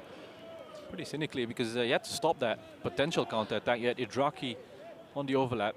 It's a well-worked move by Lion City Sailors once again. Glenong, he's been very clever, very efficient with how he's used the ball, that young man. Spots Gabriel Quack in a bit of space on the edge of the box. It's unfortunately plenty of power behind that strike, but it's straight down the middle. Ridwan's got himself well situated. Needs to hit the corners in that position there. So this will be the final play of the first half. We're going to go into the sheds goalless, and I'm going through the history books for this season. Obviously, they went into the sheds goalless at Tanjung Pagar, didn't they, at Jurong East, and won 5-0 in the second half. But Hougang, I think, will be a tougher nut to crack in the second stanza as Lionel Tan gets it back to Ridwan, and referee Farhad Mohammed will blow for an entertaining but goalless first 45 really minutes. Yeah. The Lion City Sailors are going to make it 3 straight wins, have been frustrated. They've had the better of it. They forced a fine save out of Ridwan late on from Gabriel Quack. The big talking point, arguably, Farhan Zulkifli avoiding a red for what looked a blatant handball just moments after he'd been shown a yellow for a bad foul on I think it was Diego Lopez that Saifullah with the foul, and then Diego Lopez with the handball. Plenty for Russian and myself to get stuck into. We'll bring you a full half-time show when we return. And just to confirm, at half-time at Jurong East, currently Tanjung Pagar United 1, Tampines Rovers 1. Stay with us.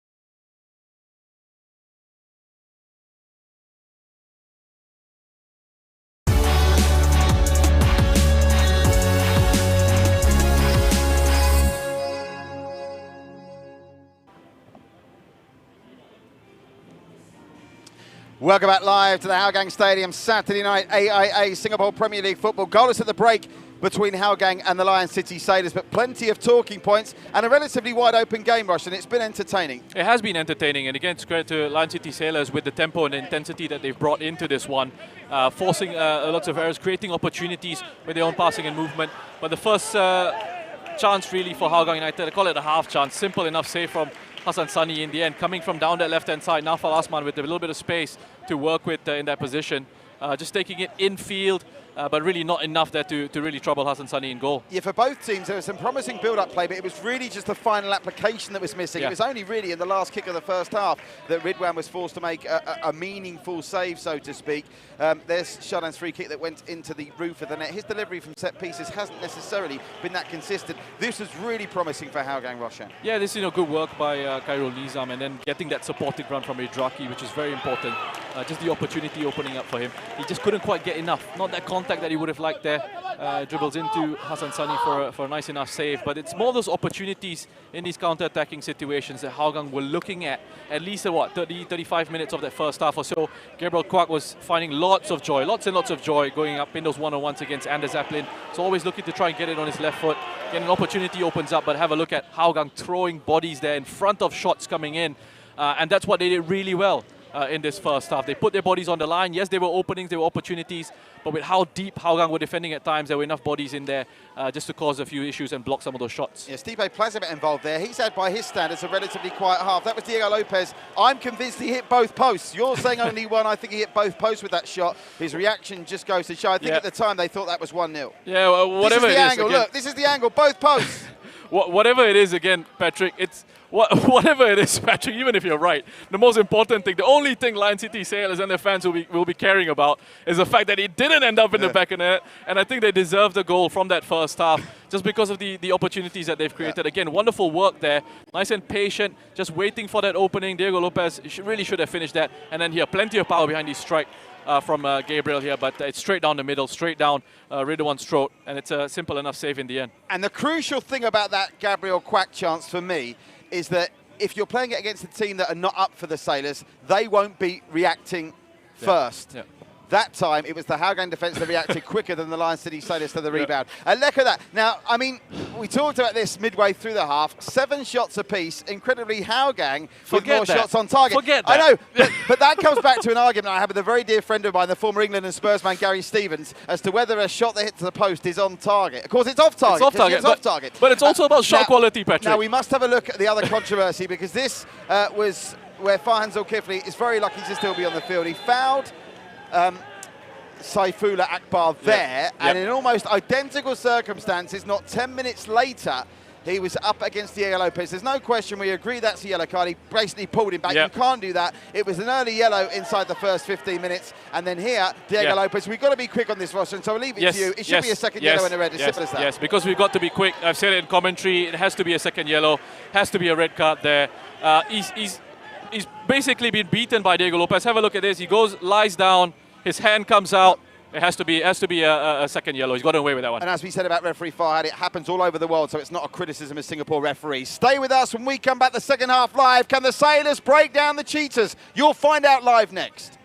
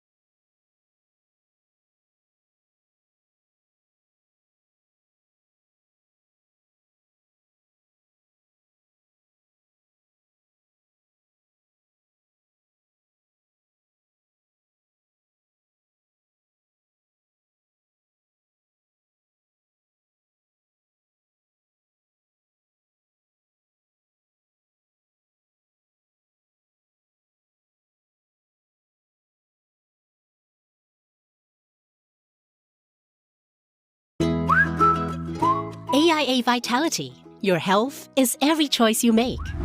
We are part of a global wellness program with over 1.65 million members in AIA across Asia. And in Singapore, we have more than 100,000 members on AIA Vitality. Members live healthier by knowing their health through online health assessments and screenings.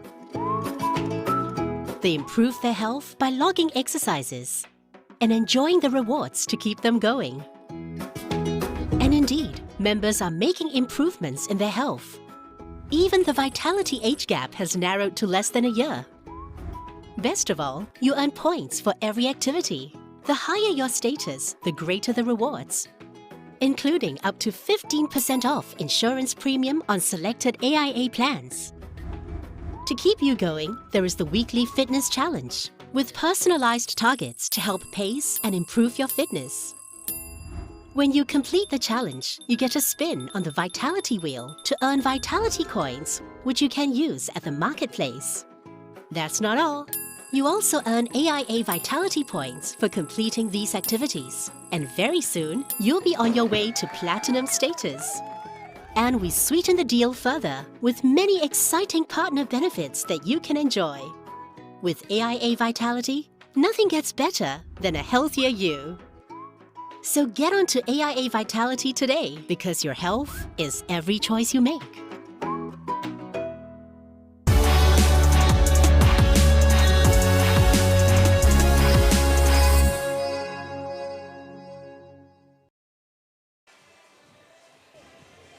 Welcome back live to the Hougang Stadium. Goalless here, but there was late drama at the end of the first half at Jurong East, where I can tell you Tanjung Pagar United led 1-0 through Rioni Shiguchi. But now the Stags with goals in the 38th minute, first of the season for Armin Bosniak, and a first of the season for 43-year-old Daniel Bennett. So old, Roshan used to play with him.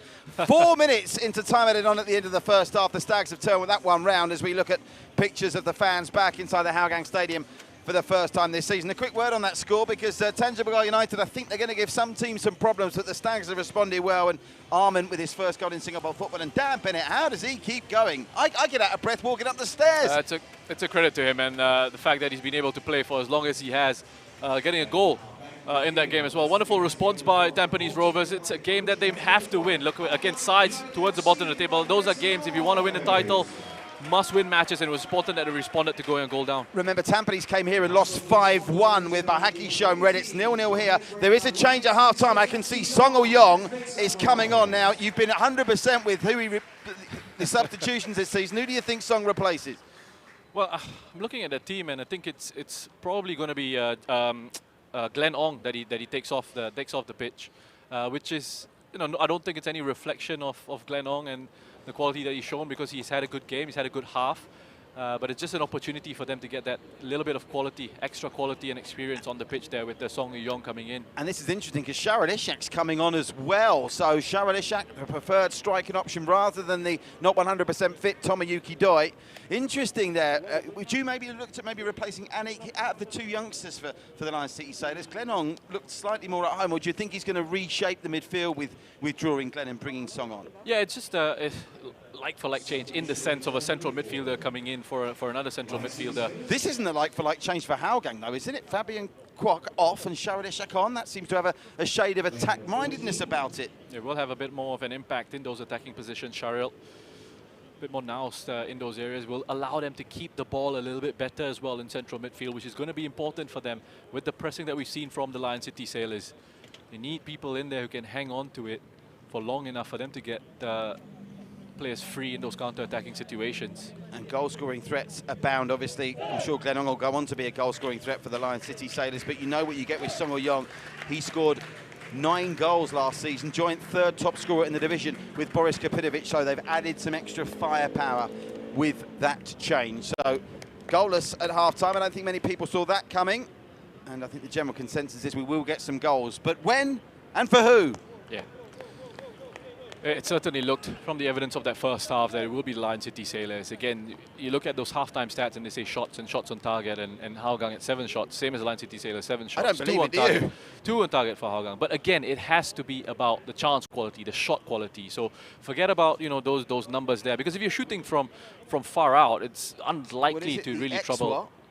XG. XG. Yeah, What I know is you XG? love. I No, know but what you is love. it? What does it stand for? What? What's Expected goals. Expected goals. Yeah. Well, surely it should be EXG then. I'm being obtuse. I know you absolutely love stuff like that, Patrick. I'm being obtuse. And that's why I like to get under your skin a little bit. And you do it on a regular basis. God, here we go. No, it's all about the debate, and that's what we encourage you to do. I don't want to hear any negativity. You can comment away on Facebook, but let's all get behind Singapore football this season. It's all about having fun and enjoying the game, and Roshan and myself certainly do that. Roshan, of course, with his vast experiences, a former SPL player and an AFC ambassador now, a big part of the AFC competitions upcoming, of course, for the Lion City Sailors. There's talk potentially of a redraw, I'm hearing, in those AFC Cup groups. Group H at the moment for the Sailors with Saigon and Kedah, and one TBC, Geylang representing Singapore in Group I, with Shan of Myanmar, Terengganu of Malaysia, and Kaya of the Philippines. There's an early whistle and a very early second half card that's being applauded by the Lion City Sailor contingent in front of me for Idraki Adnan, who's now on a tightrope.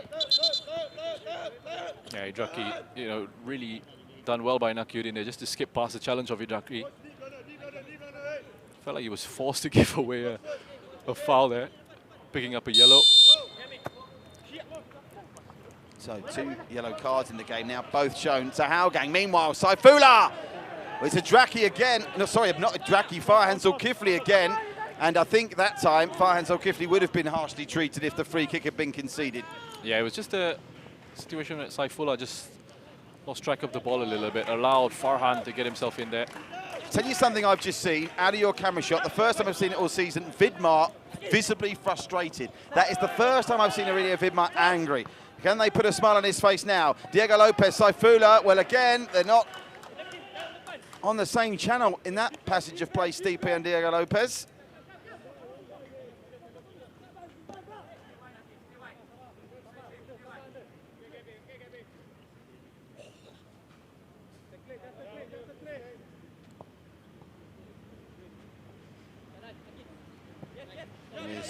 Lionel Tan getting out from the back through Maxat, who goes long and finds a player as well, and over the top, looking for the run of Idraki Adnan, who's now on a yellow card, so he's got to be careful here. Well, bearing in mind he's just been booked, that tackle had to be spot on, Roshan. He stood up to that challenge well, Idraki. But again, just very quickly, the moment it went out to Maxat, pressure was applied. Just straight ball down the middle. Shari looking to very quickly get it in behind that Lion City Sailors defense for Idraki to go and chase. Didn't get him involved enough, I thought, in that first half of the game. Could try and change that in this second. Nakyuddin with the throw. Stipe making a nuisance. Well, the acrobatic clearance attempt from Maxat went badly wrong. He's bailed out by Lionel Tan, and then that's somewhat of a missed opportunity for Idraki Adnan to stop that going out for a throw. So just as they did in the first half, the Sailors starting to build up some possession and territorial momentum. But they haven't translated any of that to a goal. And in pure statistics, just one shot on target, which was that effort saved by Ridwan from Gabriel Quack. So we talked about Stipe having scored in 6 consecutive matches. You have to go back, and I'm just doing my checking on this. The last time I think that, oh, there's a decision that goes the Sailors' way that Hougang don't like. I'm trying to cast my mind back. I think the last time the Sailors didn't score a goal, was it in that 4-0 defeat against Tampines? I think that's when it was, and that was back before the COVID suspension last season. They're usually so reliable for a goal. I'm just laughing because I think Clement actually misunderstood why the referee had actually blown for that infringement. There was because of foul throw, not because there was any sort of legal attempt to try and win the ball. Clever header by Diego Lopez. Stipe plays about seeing the runner on the far side. Gabriel Quack can control it. Gabriel Quack, Ridwan does really well. Blocks it at the first and gathers it on the second. That first touch was important from Gabriel, just to set himself up for an opportunity to have a crack at goal. Big switch there. Out onto the right-hand side, just as it breaks into Stipe Plazivat to play this ball. Really well flighted. You need to be closer to him, perhaps, that first touch. Allow Ridwan that opportunity to come out and close the angle very quickly. Just confirming it's over a year since the Lion City Sailors were held scoreless in that game at our Tampines Sub when they lost 4-0 to Tampines Rovers. All the Stags goals coming in the second half here. It takes something special to stop the Lion City Sailors from scoring. Stipe might come to Saifullah. Narrow angle, Stipe! He's headed over the bar. Again, another opening, another opportunity. Makes its way all the way through to Saifullah, and he's done very well just to keep it in play. Get it back across to Stipe Plazibat. Angle is tight. He can't do much with it. It's a good decision not to go for goal, Saifullah, but to set up Plazibat for that header. Just gets caught underneath it. Well, I didn't think we'd see many short goal kick routines from Hougang, and they flirted with the idea, but then think better of it. Ridwan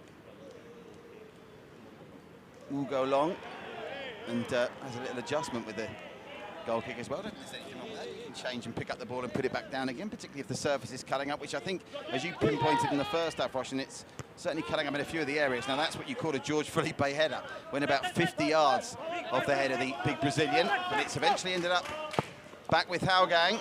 That's an attempted pass by Farhan Zulkifli that's gathered by Hassan Sunny. And here's their quick release with Diego Lopez having empty space in front of him. Diego Lopez, Gabriel Quack to his right. Stipe waits in the middle. Gabriel Quack cuts inside, looks for the option, and he was trying to get it to Diego Lopez on the return, but has to make do with Song Yong. Now, this is Song Yong's first chance to demonstrate what he can do coming off the bench in the second half. Gabriel Quack gets it through, and again they're frustrated, and there's a running over the top. Kyron Islam's already shown he's pacey, and was that handball by Anik? No, it wasn't. Plays on. Really well defended. I thought from this angle, we're about 50 yards away, it might have been handball in a similar fashion to Farhan Zulkifli, but Roshan's called it correctly. Just a superb bit of defending by this youngster, only 18 years of age. What a start he's having. Diego Lopez. Lopez gets it out wide right, cross comes in, Felipe!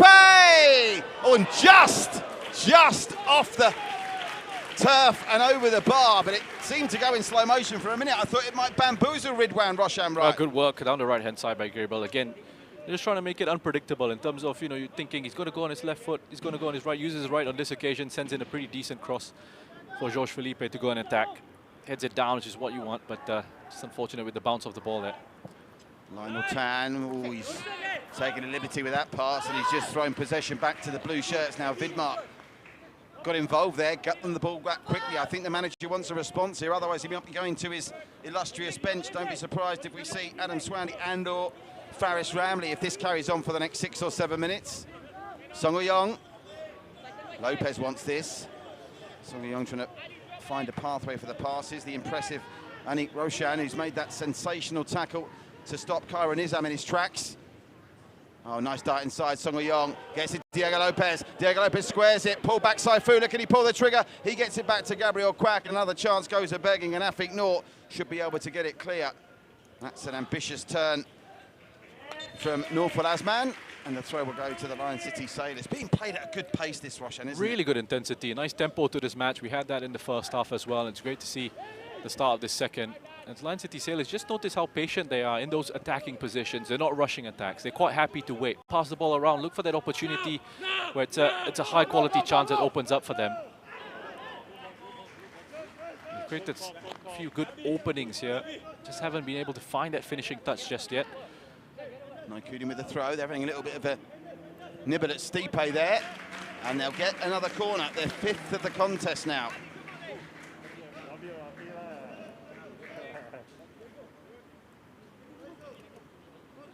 So, can one of these teams make their set pieces count? We've had 8 in total, and both sides have had free kicks in dangerous positions adjacent to the area as well. Chardin, Clement Teo on the touchline, barking out set-piece defensive instructions. Chardin has the close option of Saifullah, who's being followed everywhere he goes by the tightrope walking Farhan Zulkifli. It's a congested 6-yard box there. Some big bodies in the mix. Ridwan spills it! And it's behind for a goal kick. He's put under pressure there, Ridwan. Again, it's a much better delivery from the set piece, from the corner. Whipped in with plenty of pace. Nice dip just in there. He's actually collided with his own defender.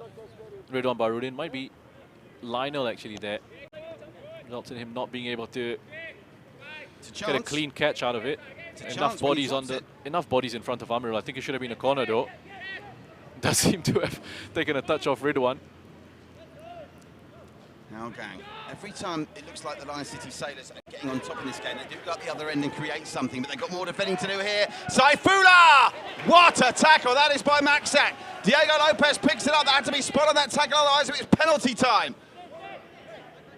And now it's bundled out for a throw. We've seen some wonderful tackling in this game. We have players throwing their bodies in front of the ball there. Again, that was really good work by Lion City Sailors though. Amirul Adli stepping up from defense, stopping a counter attack and setting Lion City Sailors on their way to an opening of their own. Sung Yong's arrival appears to have given Diego Lopez to get even more further forward. He's almost playing, well, as he wears, in that number 10 role really now, behind Saifullah, who's in a very advanced role as well. They are certainly pushing forward. I don't think Aurelia Vidmar will be happy with the point here. In fact, I know he won't be, regardless of what he says. Anik Roshan, oh, Sung Yong's through! Well and he's defended. muscled out of it by Maxat again. That's well defended by Maxat. Very quickly snuffing out that opportunity for Song. Well, It looked like space had opened up for him after good work by Anik Raushan. And Maxat just too easy, I'm being too told strong, arm across. that Nurful Azman is about to be replaced by Nazrul Nazari.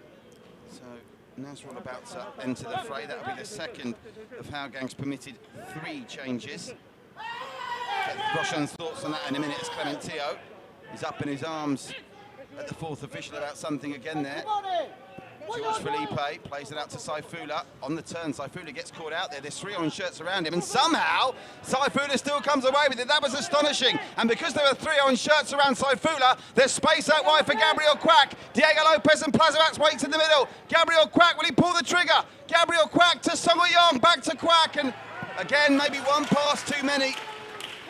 And it breaks down quite quickly, but what a run from Saifullah. Gliding through 3 Hougang shirts, Roshan. Yeah, showing some good resistance against that pressing there just to break free. 3 Hougang midfielders, as you mentioned earlier, opened the pitch up for Lion City Sailors. Eventually, Gabriel just getting crowded out. Diego Lopez to Saifullah again. Oh, he's fed it through, and he's fed it through nicely as well. Comes to Naikudin. Saifullah, can Saifullah let go? Very, very nearly crept in on the near post of Ridwan, but it's behind as this change comes. Talk us through this one. Roshan, as Nurful Azman, is replaced by Nazrul Nazari. Yeah, what a player to be able to bring on. Singaporean international Nazrul Nazari, very direct, very pacey. You're talking about looking for opportunities on the counter attack. It's a good option to bring on off the bench. We're looking to just attack those spaces in behind Anik. Here's Saifullah linking up with Nakiuddin down his left-hand side once again. Nothing for him in the box, decides to go. I'm going to try and create an opportunity of my own. Credit to Ridwan there, because I think he had that covered, didn't he, and saw it was going into his side netting. Towards the near post. So just thinking back to that goal that Saifullah scored against Balestier, I think it was. Similar sort of situation on the left-hand side, drifted into the box. On that occasion, he chose to go towards the far post. Not this time, unfortunately, for the Lion City Sailors fans. That was an ambitious back flip from a track he had. And off George Felipe. Goodness gracious me, he'd already just pushed poor old Sharalish out of the way as if he wasn't standing there. They're not happy again with another decision as the throw goes the way of the Lion City Sailors. Business picking up here, Sung Yong, who's getting more action down the middle for the Sailors since his introduction, but he's muscled out the ball and it's another free kick, and it's starting to heat up here. They're aghast, Hougang, at some of these decisions. Are they justified, or are they just moaning for moaning's Well, they're starting sake? to feel lots of things going against them now. They've had a big one go for them in that first half at Farhan Zulkifli, and that second yellow that wasn't given. I didn't think there was too much in there from Maxat. Just the way that he goes in, plenty of aggression. Well, Plazibat looks like he's teeing this up. Chardin would usually be the go-to guy. And of course, Chardin scored a perler of a free kick against Balestier. But this is the kind of range where maybe Plazibat fancies a pile driver. There are 1, 2, 3, 4, 5, I think, orange shirts in a wall. Make that only 4. And Plazibat is shaping up here. He wouldn't be a decoy, because if he wasn't going to hit it, he'd be in the area trying to get in the end of any scraps. Plazibat! Over the bar. Just not been really as, what's the word? efficient in front of goal tonight, the Lion City Sailors. Contrast that to what they did to Geylang when, not an evenly matched game, but a game that wasn't an 8-0. They took every chance that came their way. Similarly against Balestier, they punished Balestier when they needed to be punished here. I mean, is it credit to Hougang for the way they're set up defensively? Because I suppose they are reducing them to the most part with shots on or around the edge of the area. Well, there's two sides to it, right? One is Hougang and the credit that they deserve for putting bodies on the line and throwing them in front of shots. But the Lion City Sailors, with the openings that they've created, more than enough to get themselves a goal. So they've been let down by a little bit of poor finishing of their own. Just still looking for that breakthrough here. You just feel it will be coming for them. They're so patient with how they try and work these opportunities. Although it's counter-attacking situations that they've got to be wary of. Lovely bit of skill and passage of play from Anders Apton. He's had a quiet game to this point and managed to win the free kick after the referee played a reasonable enough advantage and saw none forthcoming.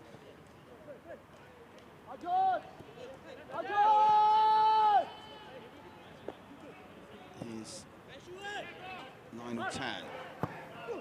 Maxat goes long. It's over everyone. Sharalishak will give chase here. Felipe gets it back to Hassan Sunny. Sharalishak doesn't really close him down that well. Maxat much improved, but that header straight to Song Woo-yong. And look at Diego Lopez's run. If they can time the pass correctly, it's going to be Plazibet over the top to Diego Lopez, but too much on it. And the weight of the final pass at times has been an issue for the Lion City Sailors again tonight. Do you put that once again down to the change of surface to an extent? Yeah, again, it's something to sort of get adjusted to. You can see, you know, with the thickness of the grass here, you're just thinking that you've got to put a little bit more strength, a little bit more weight behind your pass.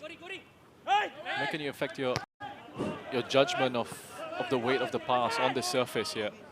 George Flipp's head is made of granite. Every time he hits the ball, it seems to launch into orbit. Here's Shardan. I can tell you, Tanjung Bagal have equalised against Tampines. Jaguars 2, Stags 2. Here's Song Woo-yong. Diego Lopez is in, but he's offside. It won't count. The flag is up. This won't count. Which is just as well, because Lopez couldn't finish it anyway. Right decision. Again, carving their way through the middle.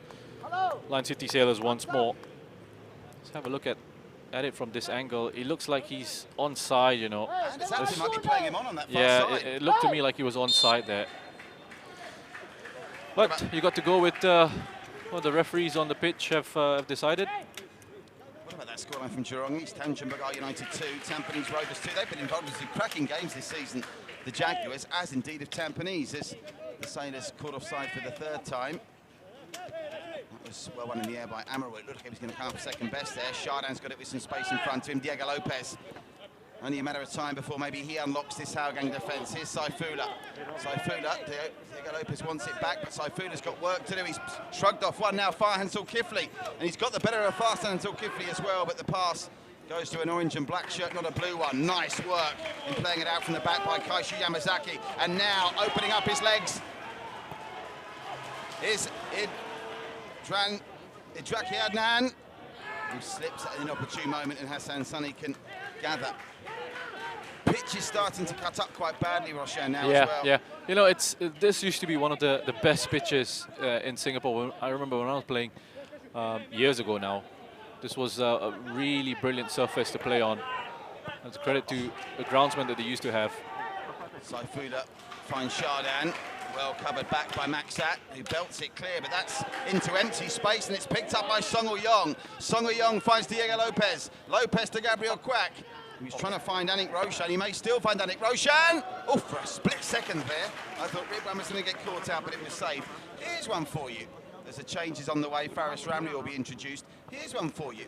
We talk about the turf services. Obviously, this is a very special and charismatic stadium, Hougang. Would you be in favour of the league being played in one or maybe two centralised venues, the likes of Jalan Besar, the likes of our Tampines? Nah, I mean, it loses a lot, doesn't it? I mean, you come out here to Hougang, you're in the heartlands, and you've got your supporters who are able to come to the stadiums, and you've got that home ground feel as well, at least with Hougang United here. Saifullah gets replaced by Faris Ramli. He's been one of their better players. He's worked incredibly hard, so I suppose it's a bit of a change of formation to an extent, that as well. Faris Ramli, a very skillful player, but not the kind of tricky wingster that you get with Saifullah in the energy. But Faris Ramli got a bit of a point to prove, Faris Ramli coming back to Singapore football, hasn't he? And he's obviously not getting much game time as well. So if he was to get the breakthrough here, that would be the point. He's having to make do with an impact sub role with Lion City Sailors so far. Not getting as many minutes as he would have liked, and I think that's one of the issues as well with with the squad, the great squad that they've got, options on the bench, yes, to try and change things. It's also about managing the expectations of some of these players, keeping the squad happy overall, making sure you're able to give minutes. Because a player of Faris Ramli's quality, you know, it's the kind of guy who starts every match for everyone else in the league, I would think. You could say that about the entire position. You could. Solu Young, Adam Swandi, Hafiz Noor. Couldn't you? Tajeli Salamat can't get a game at the moment. Yeah. And that's, I suppose, more to do with the under-23 rule with Tajeli more than anything else in his defence. Incidentally, pop quiz. You ready? When was the last 0-0 draw in the AIA Singapore Premier League? We were there. Oh, Albrecht Balestier. Yes. Yeah. Of course. I just feel like the goals that we've seen I know, in the league so far, it feels I'm like years ago, doesn't it, that Yeah. 0-0 draw? And by the way, like this game, that wasn't a bad contest either. This is absorbing. In fact, I should say the quality of that... that was a very good game, Yeah. by the way, Patrick. Yeah, the quality of that Albrecht Balestier game is actually probably better than the game we're watching here, but this is nonetheless very absorbing because, again, and I know it's not a narrative, I may be a bit sensationalist with my approach sometimes, Russian, and you're far more professorial in your approach to the game, but if they were not to win here at the Lion City Sailors and Albrecht's to win tomorrow, the gap is extended again. Yep. And I asked the question, I know you hate me asking you who's going to win the league, but again, we're not far off now, a couple of weeks away from the halfway mark. So it becomes a question, if the Lion City Sailors don't win the league this season, it's a disappointment for them, correct? I would think so, and I think when you talk to some of these players as well, it's always going into games. The expectation is you have to win your matches, just because of the investment that's gone in and the quality of players that they have overall in the squad. So goes again, to the players, that comes with the territory, right? Exactly, and that's why it's quite right that we're asking questions about it, and we're saying, you know, if they don't win the league, it's a failure and it should be treated so. And I agree. I mean, you look at across the league, as this cross comes in, there's no one that can compete in terms of the squad. We speak about players on the bench who would be starting in the first 11 any other club in this competition. So they should be. And in the build-up to this game, I spoke about the fact that, you know, yeah, they've hammered the teams in the top four, in the bottom four, I should say. It's against the top four that they've struggled so far to really win these matches, and it's got to start here against this Hougang side. First chance for Faris Ramli to run the Hougang defence, and another killer tackle from Max. He's been solid. He has been immense. Some of these sliding challenges that have come in on this skiddy service at Hougang have been sensational from both sides. George Felipe throwing himself around. Maxat, we saw that wonderful challenge from Afik Noor as well. Maksat doing well there, just to make sure he was close to Farhan in that one-on-one, making sure that if Farhan did get beaten in that space, he could come across and cover quickly, which he did. Adraki Adnan with a beautiful release, but then miscontrolled by Shawal Ishak, and George Felipe can start probing into enemy territory. Gap starting to appear as limbs start to get weary. Diego Lopez out wide looking for Faris Ramli, and he's got some empty space in front of him as well. It's closed down quickly though by Adraki Adnan, who'll concede the corner, and under the circumstances probably relatively happy to do so, because 6 corners in, the Lion City Sailors, whose defence at set pieces have been called into question from corners, haven't really stretched Hougang from those 6 corner balls. Yeah, deliveries have been better, to Shadan's credit. He's put in a couple of dangerous ones. We almost saw Amirul take advantage of a slip-up by Ridwan earlier. Well, is it going to be lucky number 6 for the Lion City Sailors? Not a delivery like that. I just said his deliveries have been better, and then he goes and puts one that can't beat the first man. That's the cardinal sin with corner kicks. You've got to get past the man on the post, right? Yeah. And a couple of times I've not done that. Diego Lopez! Oh, what a goal! Well, a week after Gabriel Quack scores a Puskas contender, Diego Lopez with his 4th goal of the season has hit an absolute worldie. Goodness gracious me. Diego Lopez, absolutely no chance. Ridwan, Roshan Rai, dissect that. He's created that goal and scored it out of nothing. Well, Faris Ramli with the throw, and what about that? That's why you pay the big bucks, for that quality, for that individual brilliance. He's struggling to find that finishing touch, and he just loops that one into the far corner. Incredible technique on that strike by Diego Lopez. They've gotten the breakthrough now. It's Hougang that have to open up. They've got to chase this. And what perfect timing as well, just before the drinks break. Well, gives us a chance to look at it a couple of times again, and I won't be complaining about that. Diego Lopez hat-trick against Geylang, and he's got the breakthrough go-ahead goal here with 21 minutes to go, and that will set up a final 20 minutes that should be absolutely fascinating. We'll have another look at that goal in just a moment. I can tell you 2-2 Tanjung Pagar Tampines Rovers at Jurong East, and all of a sudden the Lion City Sailors fans are in full voice. Well, individual moment of quality from Diego Lopez. You have a look at that. You've got bodies in there. Even Mark Sut's going, what do you want me to do? What do you want me to do? It's just brilliant. It's special. It's an incredible finish from the $3 million man. Nothing you can do about the finish. You could argue maybe he's given too much space. I mean, look, listen. We can criticize him. We can talk about how he needs to close down the shot. But why be negative about it? It's a brilliant shot at goal. Sure, there's that aspect of the game. He could have closed him down a little bit quicker. But I mean, for him to even sort of improvise and then have the technique to execute there, Patrick, I think we've got to focus on that positive element to that. By all means, I'm just asking the question. When Faris Ramley takes the throw in the final third, there is no Hougang player near Diego Lopez, and he has far too much time and space. You cannot take anything away from the finish. It's a world-class finish, but defensively, you're not telling me Clement Teo won't be a little disappointed at the time and space, bearing in mind how tight and how effective they've been defensively in this game so far. And the way they were playing Hougang, Lion City Sailors has been increasingly reduced to pot shots, and as it turned out, it's taken a moment of magic to break the deadlock. Well, listen, you can look at both sides of it in a game. Any game of football, you've got that defensive aspect to it, and then you've got the attacking play. Diego Lopez, Faris Ramley's in space if he can take this on a good touch. Faris Ramley into the area. He needs support here. Stipo's over on the far post. Tries to put it back to Lopez and just miscues, and Hougang will be able to get it away. Well, twisting and turning, Idraki Adnan. He just gets crowded out there. You see Nakiuddin quick to come and close down, and then gets that defensive support from Diego Lopez. As things stand, incidentally, the Lion City Sailors are top of the league as it stands, with Albrechts playing their game in hand tomorrow. Two big games coming away tomorrow. Talking about that 0-0 draw, it's the rematch of that, Balestier Albrechts tomorrow. Marko Krajovic did a tactical number on Keiji Shigatomi at Jurong East a couple of weeks back. The tactical number was sitting back in a very deep 4-4-2. What I liked about Marco's tactics there, and he was very open about it before the game, he had Zuzu on the bench. He said, I'm going to try and take up some pressure, and then just when they're starting to get frustrated, throw one of your star men on to try and nick it in the final 20 minutes, and it very nearly worked. Maxat, it's a loose pass. Lopez, oh, that's going to be naughty, and he's going to be off here, surely. Well, he's already escaped once. He can't escape again, surely. But it's Maxat. Apologies. I thought it was Farhansel Kifli with the challenge. It's Maxat that he's having a word with. I thought if that was Farhansel Kifli, he surely would have had to go. Lopez takes it quickly. Faris Ramley. Back to Diego Lopez. Back to Faris Ramley. Second goal, and this game's over, you feel, Roshan? Yeah. Yeah, certainly. And I think, look, it's the Sailors who do deserve that lead just because of how they've imposed themselves on this Hougang United side, and they're still going here, still applying the pressure. There's no let-up. Good consistency in this game. Generally, they've had very good control of this match. It's Stipe, who's brought down by Anders Aplin. Anders, of course, had a spell in Japan for his footballing education, then made the move from Geylang to Hougang.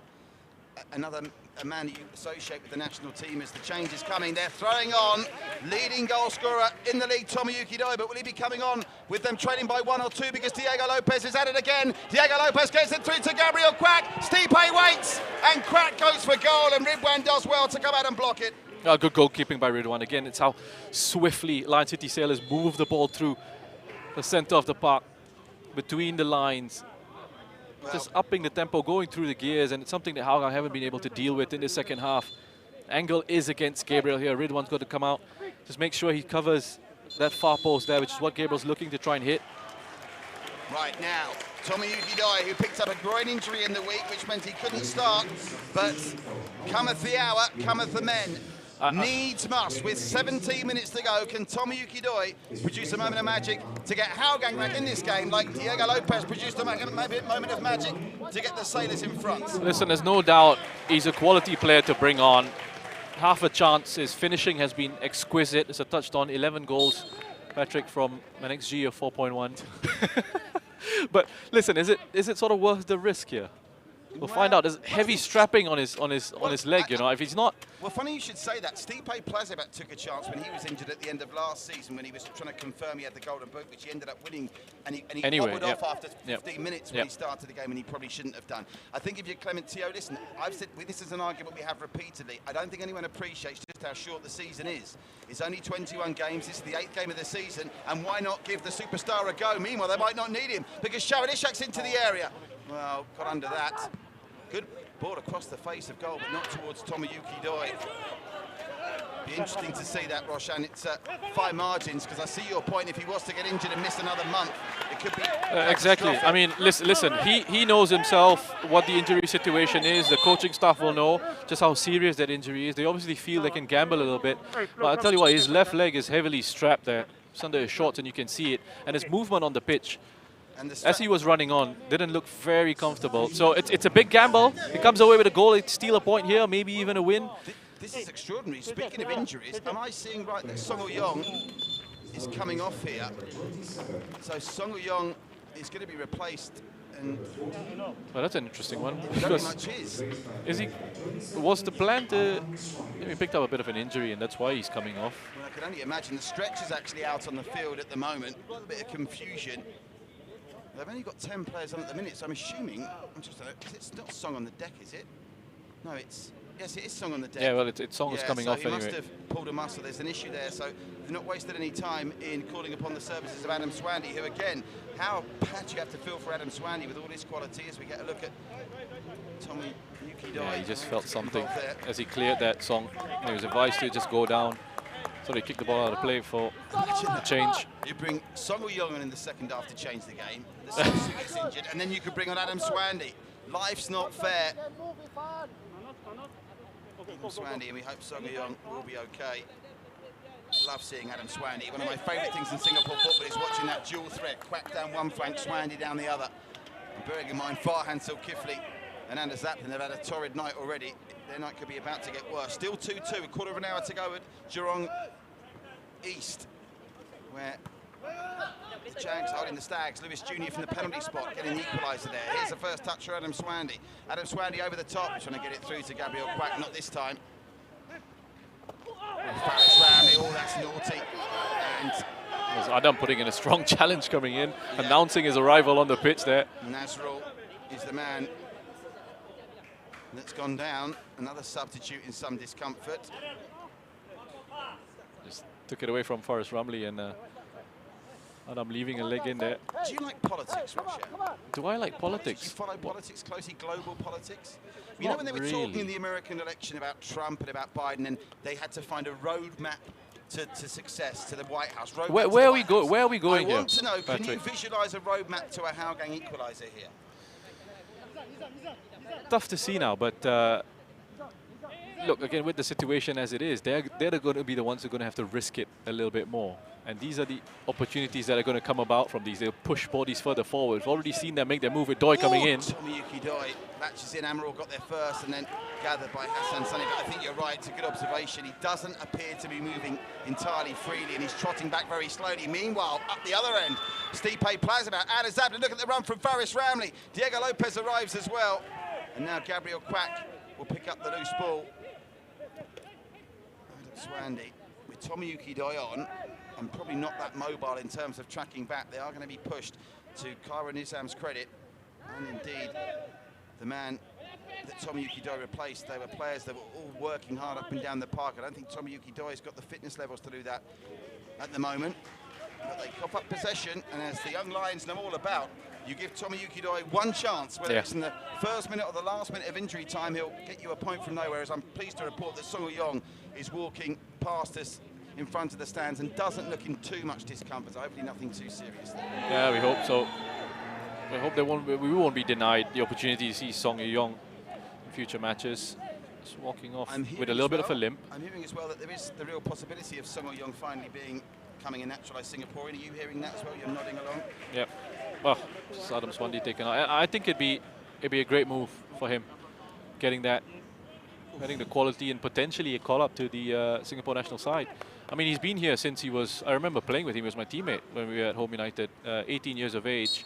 Incredible young talent, and he just developed and grown his game. He's developed in Singapore, so I don't see an issue with him playing for the country. If he gets naturalised, he's got to play for the national team. Yep. He's not becoming Singaporean because of the excellent transport system and road links, is he?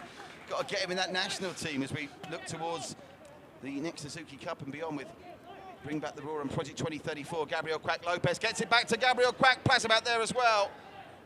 Lopez with his head, Faris Ramley scuffs it into the turf and Ridwan manages to gather. Listen, game's still in the balancer. You asked me about the roadmap for Hougang, and we're starting to see them now push bodies further forward. Look, Sharili Shak's there, Tomiyuki Doi up front with Khairul Nizam. Farhan Zulkifli's got a change in position. He's pushed up out to the right-hand side, further forward. And they're still in it, 1-0. Even with the chances that Lion City Sailors have created, they just scored one spectacular goal from Diego Lopez. Yamazaki, his pass has been picked by Anik Roshan. Let's give a shout out to 18-year-old Anik Roshan, still on the pitch. Looks like he's going to go close to doing the 90 minutes here, just a week after his debut in a 4-1 win against Balestier. Glenn Ong himself had a productive first 45, maybe unlucky to be hooked for Solo Yong. Yeah, that's testament to Anik Roshan. They had a little exploitation of him in a 5-minute spell early in the first half, but other than that, he's not really been He's looked pretty steady, yeah. He looked pretty steady down that side of the pitch. And he's spoken about getting, good communication from his centre backs. Adli playing on that side as well. Always talking to him as ball just slips out of Nakyudin's hands on that throw-in. But we've got two really talented young players now here on this pitch. And Farhan, we almost take for granted that he's still a very young player, Farhan Zulkifli. I think he's 18 as well, if I'm not mistaken. Over the top. And he's been, sorry Patrick, he's been a regular for Hougang. Well, I mean, the trouble is, it's a good point you make. I mean, obviously, we're talking about Glenn and Anik because obviously they're 18, and that, with the exception of the odd exceptional player like Kyrie Nadim. Oh, he's that's off. a great ball He's through, off. but He's offside. Yeah. But there's so many of these under-23 players now that you just take for granted as established Singapore Premier League stars. And not players, stars. Yeah. We talk about Saifullah, and you're quite right to bring some of those other names in the mix as well. And Farhan Zulkifli may be lucky to be on the pitch, but it's his stature as well that almost gives him that cherubic appearance. Here's Blazibat over the top, Faris Ramley prevented by getting there by Lionel Tan as Yamazaki wins it back off Stipe, and here's Farhan Zulkifli getting into the back of Naikudin, but the throw will go to the Sailors. And now, of course, the clock is an enemy of the cheaters as well. Roshan Rai, just under 8 minutes to play. It's just Stipe, I think, just ignoring the shouts of Shadan for a little bit there. So he links up really nicely. Faris, nice touch. Oh, nearly gets it through to Stipe. Lionel Tan. A couple of really important and I don't think he knew much about it. interjections there by Lionel. Almost in behind. Plenty of space for Lion City Sailors to work with now in behind that Hougang defense. As I mentioned, again, they're the ones that are going to have to take the risk, push further forward. That's Lion City Sailors looking to just try and make one of these counter-attacks work for them. And Tomiyuki Doi has not showed much movement in front of him, but he's answered Clement Teo's call. And you remember, last week, he scored a very, very late goal against the Young Lions, but now they've got serious defending to do. Faris Ramley's running at a tiring defence. Look at the tracking back done by Nazrul there. That was exceptional. It's a great example of that recovery pace and the pace, the acceleration that Nazrul has. It's allowed Hougang to get themselves into an attacking position here. This is promising. Sharad Ishak, first time cross. They might still be able to keep this in. Now, where's Tomiyuki Doi? They need to crawl it back to him, and they can't get it back. And even then, Tomiyuki Doi showed signs that he didn't even have the petrol to get in and around the penalty area. But again, Lions, even that goal against the Young Lions, he's still capable of popping up at any moment. 11 goals through 7 games is astonishing. Well, he's spoken about, making sure that he's trying to limit his movements in the sense that making sure he's in the penalty area when the opportunities arrive. And he's said that he's developed that side of his game. Lopez to Plazibat. Lopez showing pace, but he won't get there in front of Maxat, who showed good anticipation because Lopez was continuing his run. Now, Sharad Ishak has his pocket pinched. Gabriel Quack. But they're starting to drop deeper, the Lion City Sailors, and that's testament to the respect they're showing Hougang. They're aware of Tomiyuki Doi's presence on the pitch, and it's having an impact. Still a chance to make it a breakaway goal for a second, but there's defending to do at the moment as it comes out to Nazrul. Can he hit one? Blocked by George Felipe. Only as far as Yamazaki, he can hit them too. Yamazaki! Hassan Sunny with a blinding save. What a shot by Kaishu Yamazaki. Again, it's another shot from range for Hougang. Hassan just flying through the air to keep that one out. Have a look at this good goalkeeping. But you just need to get to the second balls a little bit quicker, Lion City Sailors, in these situations if Hougang are going to be working on the second balls. And that came about after a first header, initial clearing header by Georges Philippe. Then it was Faris who was caught napping a little bit. Nazrul from Hougang picking up the second ball, helping to create an opportunity for Kaishu Yamazaki. Well, Midway now needs to get rid of this as quickly as possible. There's 5.5 minutes and counting. We will have a good 3 or 4 minutes minimum time added on because of the injury to Song Young and the assorted substitutions. And Georges Philippe just happy to belt that out for a throw with Tomoyuki Doi lurking. Yeah. Farhan Silkifli. Will he take it quickly? No, he'll wait for the run of Nazrul. He's already looked a little bit lively. Nazrul into the area. Always the danger of the penalty shout, isn't there? That's what this game needs. A bit more controversy, and this is a man that was involved in first half controversy. Farhan Silkifli gets it to Nazrul. His first touch lets him down, but he gets it back to Farhan. The cross headed away by Georges Philippe, but Anders Appelin is there. They're starting to build up their strongest head of steam and momentum in the entire 90 minutes here, Hougang. And certainly that Yamazaki shot is as close as they've come in the game, really. Bit of defending to do, and Maksat once again just there to clean things up for Hougang. Opportunity to carry the ball forward until that pressure arrives. Nazrul, one handball against Naikunin. Referee was unsighted there. Clementio up in arms. There was a tug on the shirt of Diego Lopez, and then the referee has seen that one though, which is not going to please Clementio at all. And this will help them wind down another 60 seconds, Roshan. Clementio's keeping his focus again. Great atmosphere here. The fans, Hougang fans, letting the referee know what they think of those decisions.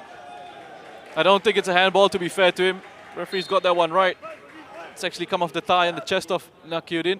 Well, Diego Lopez has already scored one sensational goal. He could be in again. Diego Lopez taps it to Plazibat. Maksat putting his body on the line once more. It's behind for a corner. Another big block by Maksat Zakibaliev. He's been everywhere in defense for Hougang. Again, if you want to be hypercritical, you can say perhaps should have closed down Diego Lopez for the shot, but I'm not going to be too critical of him in that situation because he's been outstanding in central defense for Hougang. Again, putting himself in front of that shot.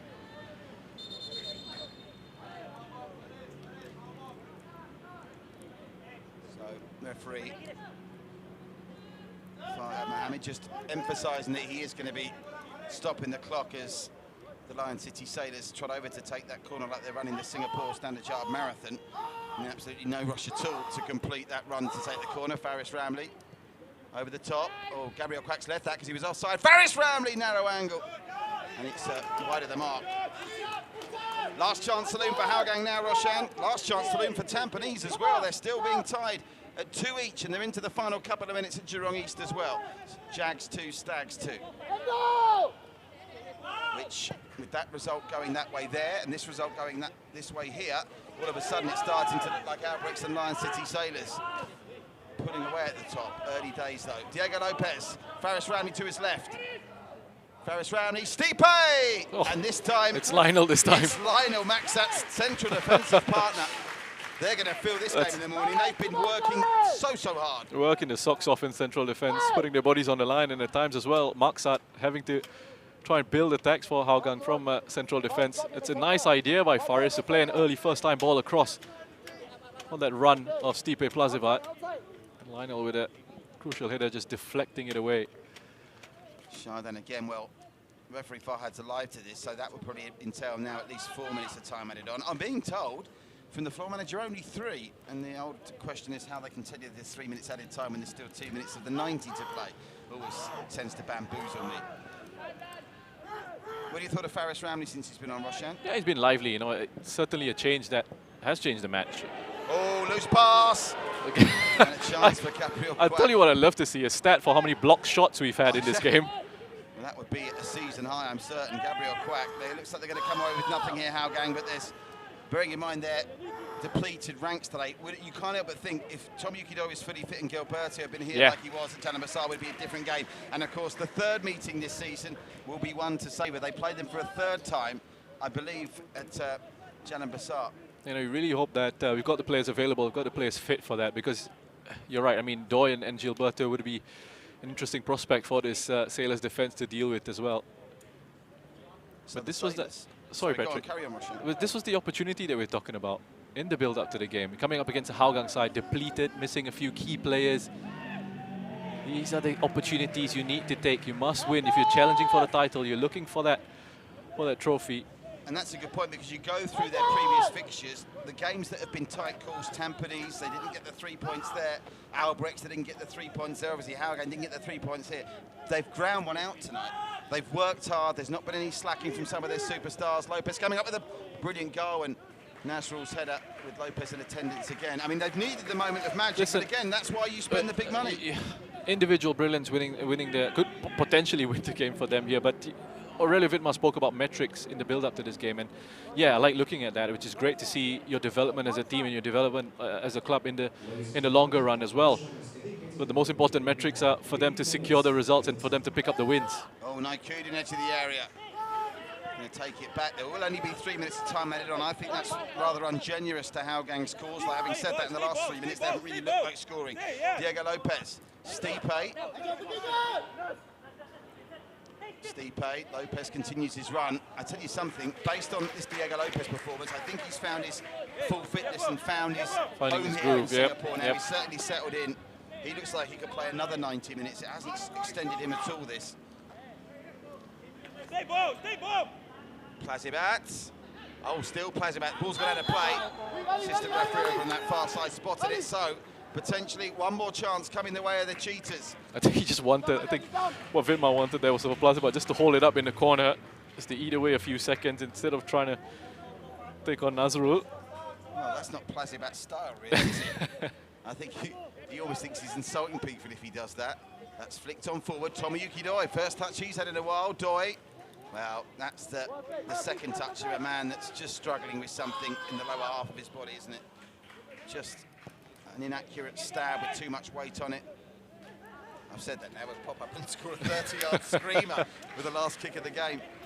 He did score a very late goal, practically the last kick of the game with that equaliser against the Young Lions. As the Hougang fans will be the disappointed set by the end of tonight by the look of things. But one victory for everyone, the football community and family in Singapore, is that we've welcomed back fans with no restrictions other than the capacity to the AIA Singapore Premier League tonight. And there's been 250 in here. At times it's felt like 2,050, and it's wonderful. It feels like football is back. It certainly does. And look, we've, again, just touch on how great it's been to get the fans back in here. We can't wait for the day when more are allowed to come in, because already with the 250 that we've got, and the roof might atmosphere has been brilliant. And the roof might come off this place if Kaishu Yamazaki can deliver something into the area for a Hougang head. It's a good delivery. Edge of the area. It's come out to Farhan Zulkifli! And they wanted a fraction in a corner, and they'll get one. Edge of the seat stuff for the closing seconds, Roshan Rai. The second balls. They need to make sure they pick up the second balls here, Lion City Sailors. That's what Hougang are looking to rely on. First one cleared. They're not able to pick up the second. It's Farhan Zulkifli with that shot, just taking the deflection of Adam Swandi. Well, Anik and I don't know whether Shariel, I think. I don't know why you don't throw Ridwan forward here. They've thrown pretty much everyone bar Ridwan into the final third. Not the best delivery, but it misses everyone out. And now Diego Lopez is away at the races. And look at the run of Faris Ramley ahead of him. That's well played by Diego Lopez. Really good experience there. And it was unlikely they would get the ball all the way out into Faris Ramley. He just had to carry it. And then Lionel in that situation panicked a little bit and conceded a free kick, which kills off the game now. That's good play by Diego Lopez.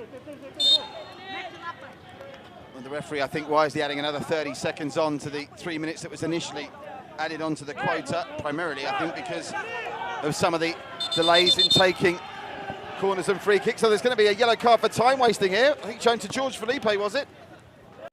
Did George Felipe get a yellow for time wasting there, Roshan? I think so. Must have been him, right? Because he was stepping up to take the free kick there. Not entirely clear. As Lionel San gets gets it back to Ridwan. Are they going to have time for one last throw of the dice here? They're going to have to move quickly, and they won't move quickly enough. Referee Farhad Mohammed blows the full time.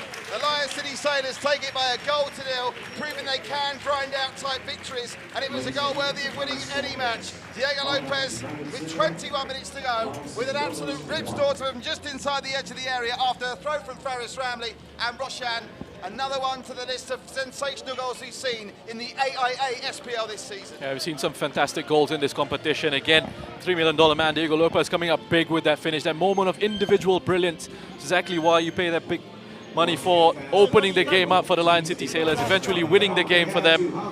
They finally got that result that we're talking about against side in the top four. And it's a deserved result. The performance that they've put in, the intensity that they've played at has been very good. It's just a little bit frustrating in terms of the finishing in certain situations. But they came up big with a goal there. Diego Lopez, wonderful moment of quality.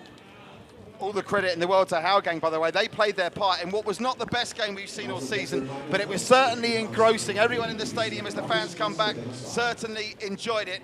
And the stats, well, there's some change there to the stats we saw at half-time when the shot clock was level at 7 apiece, 20-10. And crucially, what the Sailors got going in the second half was shots on target finally, Roshan. Yeah, and again, the quality of the openings, the quality of the opportunities in the second half from the Lion City Sailors. And again, for Hougang, it was 7 shots at the half-time break. They only added 3 more in the second half. It was 2 shots on target. They added 1 more shot on target in the second half as well. I don't think they really offered enough in this second half. This Hougang United side. It's a credit to Lion City Sailors. They deserve this result because I think they generally controlled the game very well. They limited Hougang United to shots from range. You know, we didn't see many clear-cut opportunities for Hougang United in this one, and it's a good performance, it's a good team performance. We often speak about individual mistakes happening with Lion City Sailors. We didn't see any of that in this game. We saw very good structure in the overall play. Closing ranks between the lines, very little space for them. Eventually, they had to see the result out last 5-10 minutes or so, and they did it comfortably. Well, let's have a look back at the best of the action starting in the first half. Steve Plazamet, who by his standards was quite quiet tonight, getting it through to Gabriel Quack and then Diego Lopez, who hit 2 posts. Yeah, this was a great chance for them again, and he should have finished it off. Look, Lion City Sailors, with the opportunities, the openings that they created, could have had more than the 1 goal, I think, tonight. It's a credit to Hougang, the defensive display that they put in terms of, you know, last-ditch challenges, putting their bodies on the line there. You told us to keep an eye on side-footed tonight before the match, Roshan, and he had another great game. Hooked just before the end, but more by, I should think, exhaustion than anything else, and he came close a couple of times as well. Yeah, I think he was lively again in this match. First half, I think first 20-25 minutes or so, was always a threat down the left-hand side, linking up with Nakiuddin, and then in the second half here, with that opportunity, decided there was nothing really going on in the box for a cross to come in, decides to take a few defenders on. Now, they tweeted fee for the Lion City Sailors this week and told them to consider Gabriel Quack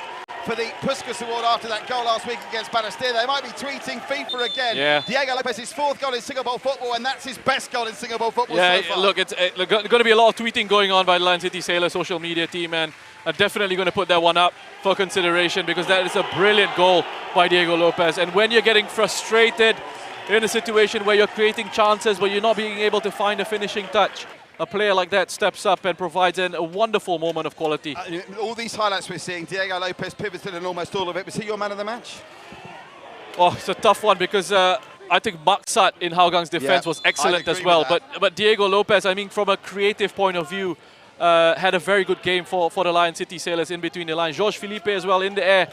Had to put in a couple of strong headers towards the end there when Hougang were launching balls forward. Yamazaki right at the death. Oh, it's a good save, Hassan Sunny. They had a couple of long-range efforts that were closer than they've been throughout the whole game right at the end. Yeah, they were pretty much, again, as I said, limited to these strikes from range, which, again, in terms of shot quality standpoint, shot quality viewpoint, not the best. But, of course, you know, you don't buy a ticket, you don't win the lottery. Again, Faran Zulkifli from range there. Second ball, as it comes down to him. It was the second ball that Lion City Sailors, towards the end of the game, they were having a little bit of trouble with. But look, if you've got enough bodies in there to see this one out, then it's a result that, again, I have to reiterate, they absolutely deserve, because I like the complete team performance that they sort of put in. It'll be interesting to hear what the coaches have to say about that. Yeah, and I also like the idea of you giving a losing team's player the man of the match award. I think that should be done.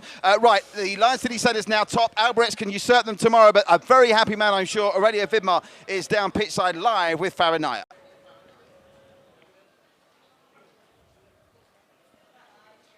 topic. Aurelio, it's another 3 points for you. A pretty cagey affair today, but a win for you in the end. How good was the performance from your side today? I thought we were great tonight. It was a very tough win here. It's never easy, as we know, and I thought we dominated the game right from the very first minute right to the end. We had, I'm not even sure how many chances that we had, and also we had a lot of shots that were blocked by the goalkeeper or someone on the line, so it was clearly a dominant display, so really pleased with the 3 points.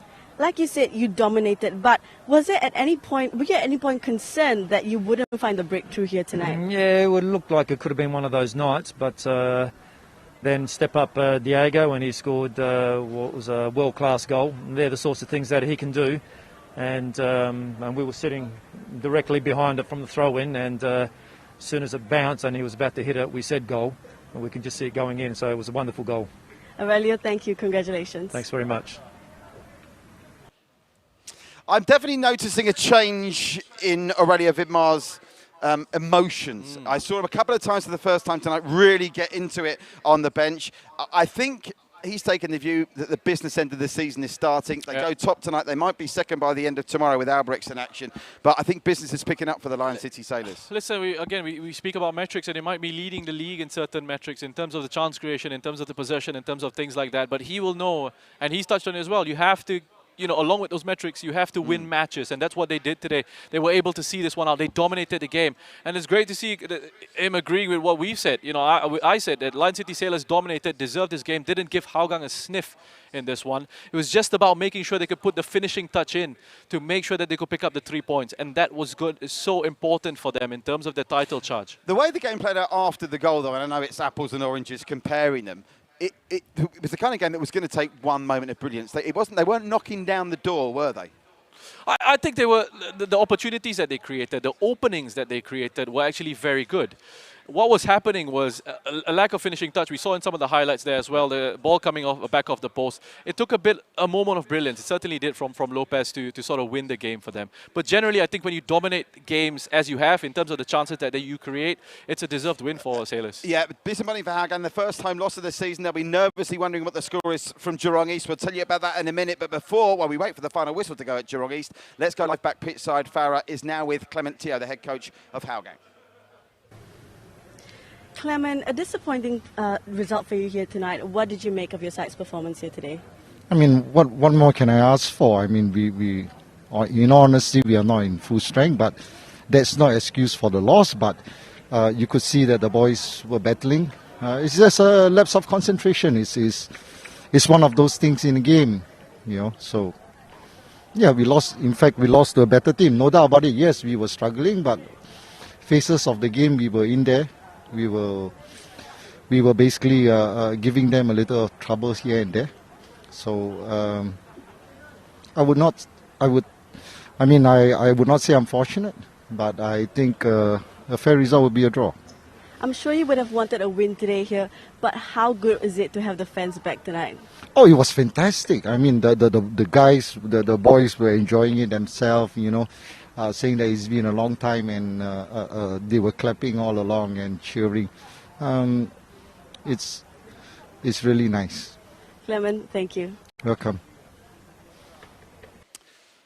Well, Clement Teo, we knew that he'd bring up the lack of concentration, which is frustrating because they defended so well, just that one lapse had cost them. But I think he spoke eloquently enough. You're never going to expect him to be happy with the result. Listen, with players that were missing, it was always going to be difficult for them in certain situations. I thought they battled well at times to try and put their bodies on the line. And so I say Maksar was outstanding for them, alongside Lionel as well, putting in a couple of important challenges.